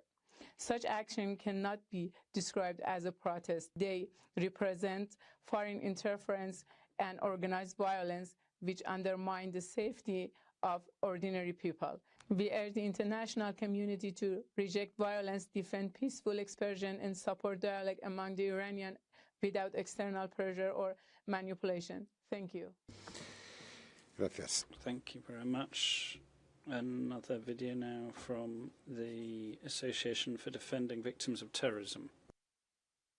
Mr. Chairman, distinguished representatives, while condemning the violence of January 2026 in Iran and expressing sympathy for the victims, we emphasize that what occurred on 8th and 9th of January was not a popular protest, but rather an organized and armed violence by terrorist groups and agents of intelligence services, with the support and apparent intervention of foreign states, especially the United States and Israel. The evidence can be seen in the statements and posts of foreign officials on social media, as well as the declaration of the leaders of the terrorist group of MEK that their members were present in these unrests and that 30 of them were killed. According to available documents, the actions of these groups have resulted in the deaths and injuries of more than 2,427 citizens and security forces in a few days, and have led to inhuman atrocities such as burning people alive, beheadings, killing of children, including 3-year-old Melina Asadi and 8-year-old Anila Talibi, and the widespread destruction and burning of public and private property. No doubt, any support for these actions is considered support for terrorism. We call on the Human Rights Council to condemn such acts and foreign support and to oblige states to stop international violating behaviors and provide guarantees of non-recurrence and compensate for the damages caused. Thank you. A continuación. We will now hear another video from Parthenon Trading Development Activist Company. Mr. President, at the outset, we wish to express our deepest sympathy to all citizens affected and harmed during the unrest of January 2026 in the Islamic Republic of Iran. The life, safety, and dignity of every civilian must be respected, and no one should suffer as a result of violence or instability. We address this council with the gravest concern regarding the organized violence, terrorist attacks, and blatant foreign interference that accompanied these recent events. External interventions, whether through political, media, or logistical support to violent and terrorist groups, constitute a direct attack on Iran's sovereignty and a clear violation of the United Nations Charter. We call upon the HRC to unequivocally condemn all foreign interference and support for organized violence, affirm the right of the people to peaceful and lawful protest, hold accountable any actors seeking to destabilize Iran under the pretext of human rights or political freedom. National sovereignty, civilian security, and the right to lawful civil expression are non-negotiable principles and fundamental pillars of human rights, and no pretext can legitimize foreign interference or acts of violence. I thank you. The next speaker is the representative of Iranian Human Rights Documentation Center. Thank you, Mr. Vice President. On January 8 and 9, 2026, millions of Iranians took to the streets to voice their demand for freedom and a government that respects their basic rights. They were met with gunfire. Thousands have been killed. Many more have been blinded or sustained other grave injuries. Thousands have also been detained and are being subjected to torture as we speak. The full scope of what has happened will not be known for months. A little over 3 years ago, this council held a special session to address the Iranian government's grave human rights abuses committed in the course of the Woman Life Freedom protests. Despite the creation of the independent international fact-finding mission on Iran, the human rights situation in the country has significantly deteriorated. Given the internet shutdown that the Iranian government has imposed on the country, the international community must take swift action to stop further atrocities under this information blackout. The Iran Human Rights Documentation Center joins the call for the renewal of the mandate of the FFMI and urges that the mission is provided the resources it needs to carry out its duties. We also call on the international community to exert diplomatic pressure on the Iranian government to immediately halt the gross human rights abuses taking place in the country. The Iranian people have suffered tremendously. The international community must act now. Thank you. Gracias. Tiene la palabra. Thank you very much. I now pass the floor to the Institute for Protection of Women's Rights. Bismillahirrahmanirrahim. Monsieur le Vice-Président, l'Institut pour la protection. Vice President, the Institute for Women's Rights would like to call the Council's attention to the terrible events which are taking place in Iran, through which the fundamental rights of citizens have been gravely violated by terrorist acts. In January 2026, protests by certain professional bodies begun by legitimate financial and economic claims have been derailed and deliberately distorted into violent events which have been sown through by terrorist groups. There have been hybrid campaigns, both digital and on the ground, in order to derail these. There have been firefighters, banks, mosques and private property owners that have been caught up in this. Members, distinguished delegates, as a representative of Iranian civil society, we would like to respectfully call on member states to found their positions on reliable, impartial and credible sources, and to clearly distinguish between peaceful protests and terrorist acts, and to condemn all forms of extremist violence which are being carried out against the lives and property of Iranian people by terrorists and mercenaries. We would like to ask for the explicit condemnation of all interference in the domestic affairs of Iran and all threats against the rights of the Iranian people to self-determination. Thank you. Thank you. We will now hear another video from the coordination of Association des Particuliers pour la Liberté de Conscience. We are deeply concerned about the deteriorating human rights situation in Iran, particularly regarding religious freedom and the persecution of religious minorities. Following recent demonstrations, Iran has unleashed violent repression. Witnesses report over 12,000 deaths, with telecommunication blocked to silence testimony. Victims include teenagers shot in the street and hospitals overwhelmed with casualties. Religious minorities face systematic persecution. The Ministry of Intelligence arrested over 50 Christians on fabricated espionage charges. 8 Baha'i women received nearly 39-year imprisonment merely for promoting their faith. 35 Jewish citizens were arrested for alleged ties to Israel based solely on decades-old travel or social media activity.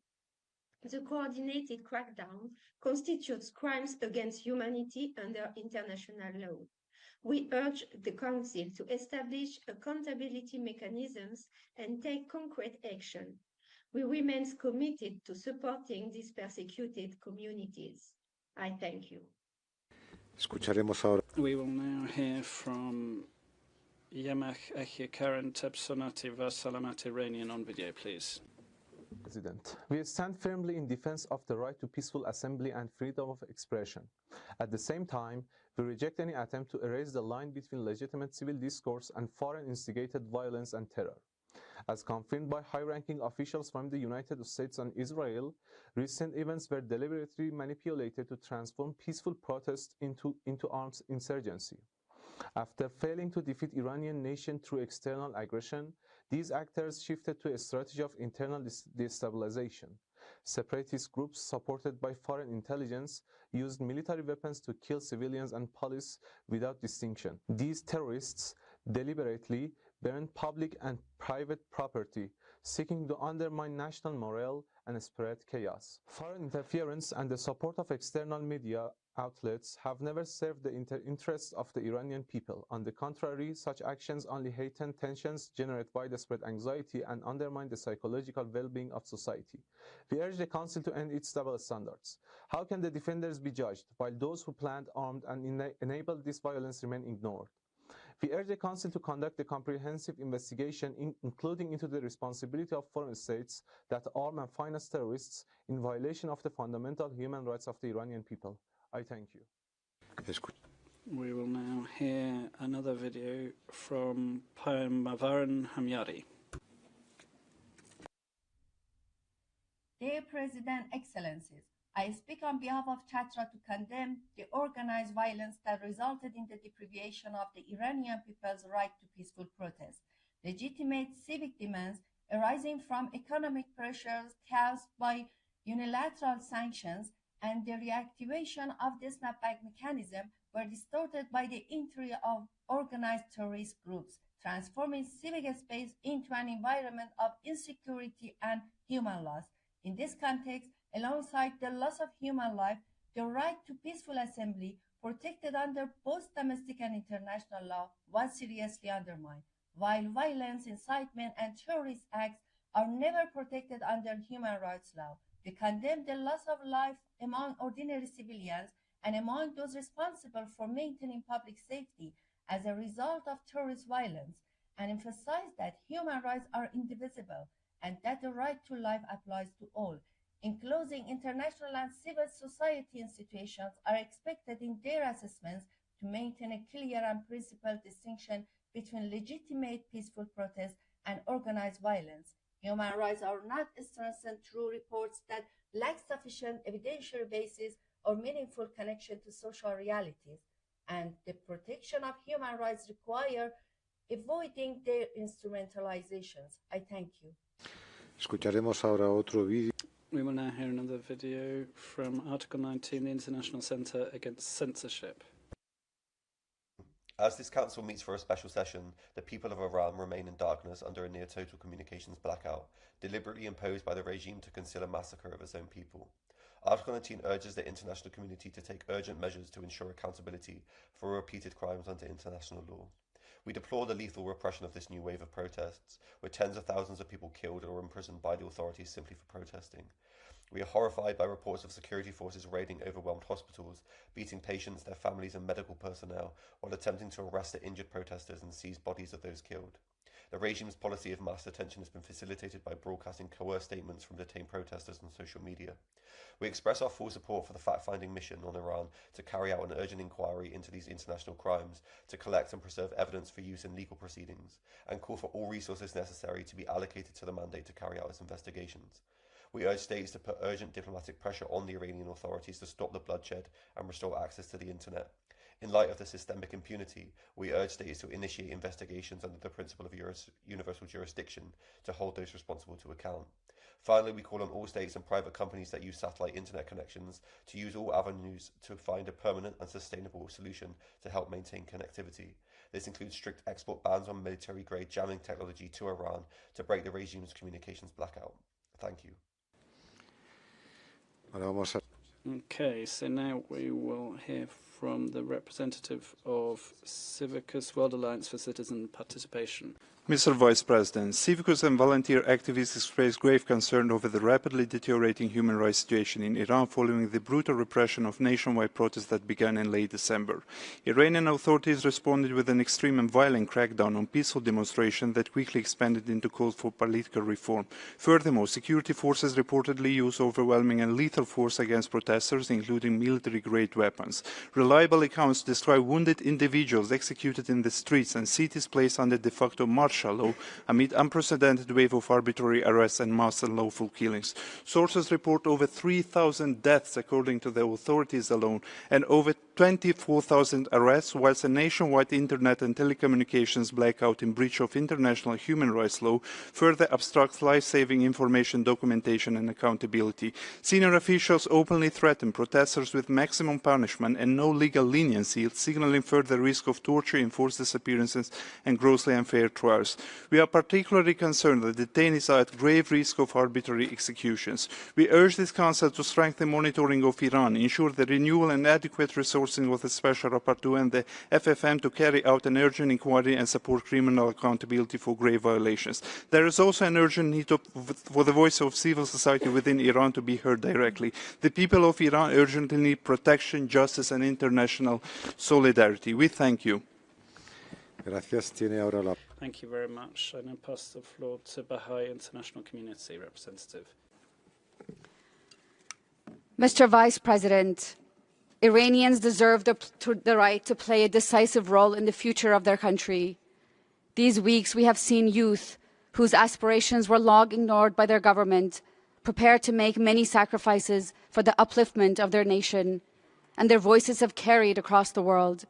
Iran, once the birthplace of human rights, has for 4 decades seen its leader stamp on its noble heritage.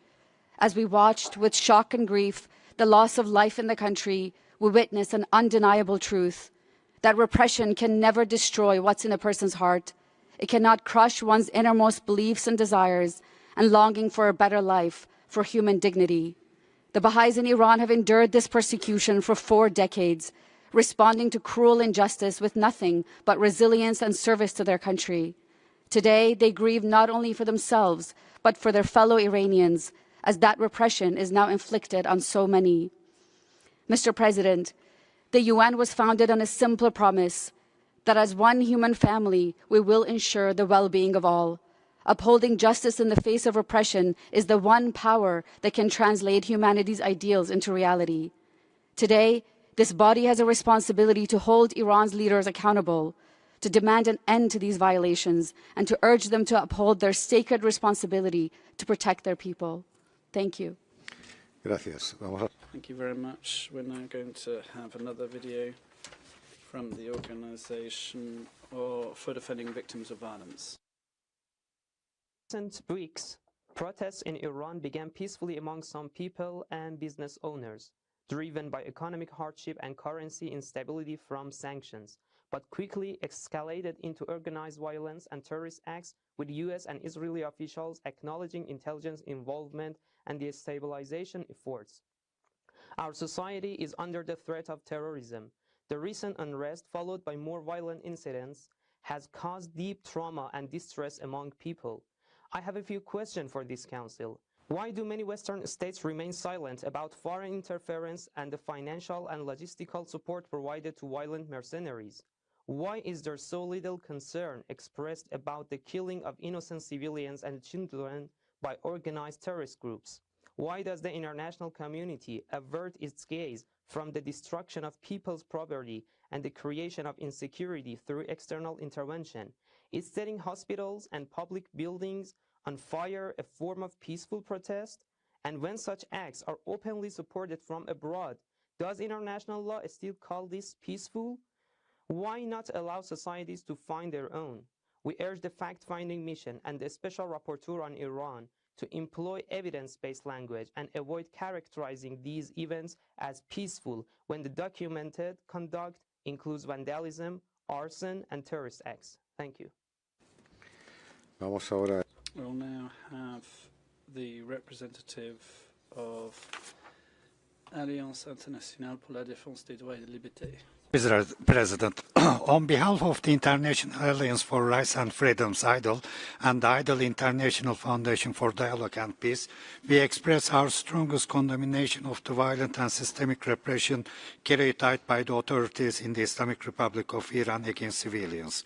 Credible UN reporting points to unlawful killings and the use of lethal force against peaceful protesters, mass arrests, incognito detention, enforced disappearances, torture, and ill treatment, alongside an escalating risk of the death penalty being misused for political purposes. We further stress that the nationwide shutdown of internet and communications since the evening of 8 January 2026 is not an administrative measure but a tool of repression designated to conceal violations and obstruct documentation and evidence preservation as warned by the UN fact-finding mission and the UN experts who have called for this immediate end. The Human Rights Council does not need expression of concern today. It needs a deterrent decision grounded in international human rights law, including the Universal Declaration of Human Rights, the International Convention on Civil and Political Rights, and the Convention Against Torture requiring the protection of the rights to the life. The absolute prohibition of torture, the ban on arbitrary detention, guarantees of fair trial rights, and the protection of freedom of expression and peaceful assembly. We thank you, Mr. Vice President. Gracias. Thank you. I give the floor to Maloka International. Gracias, Vicepresidente.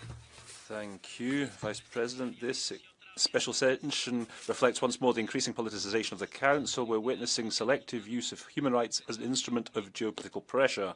Iran is a state subject to the United Nations Charter, an instrument which embodies non-interference in internal affairs and the principle of sovereign equality of states. selectively invoking violations without taking into account external threats is a distortion of this legal framework. In recent weeks, Iran has faced violent acts on its territory channeled by terrorist cells and interference by foreign intelligence services, seeking to create an escalation of external forces that cannot be ignored. Washington's actions, including explicit military threats, reflect a neo-colonial policy using human rights as justification for their strategic objectives in the region. The same methods of coercion struck Latin America and Greenland. They reflect a global pattern of geopolitical aggression which merits equal scrutiny on the part of this body. We recommend, therefore, Vice President, to this Council to protect peace, respect the right to self-determination and demand the lifting of unilateral coercive measures from the Iranian people and all peoples who suffer the consequences of structural violence of a system which governs us today. Thank you. Gracias. Thank you. I give the floor to Institute of Human Rights. Not in the room, I believe. Therefore, next up is International Rehabilitation Council for Torture Victims. Mr. Vice President, the IRCT, together with the OMCT, Omega Research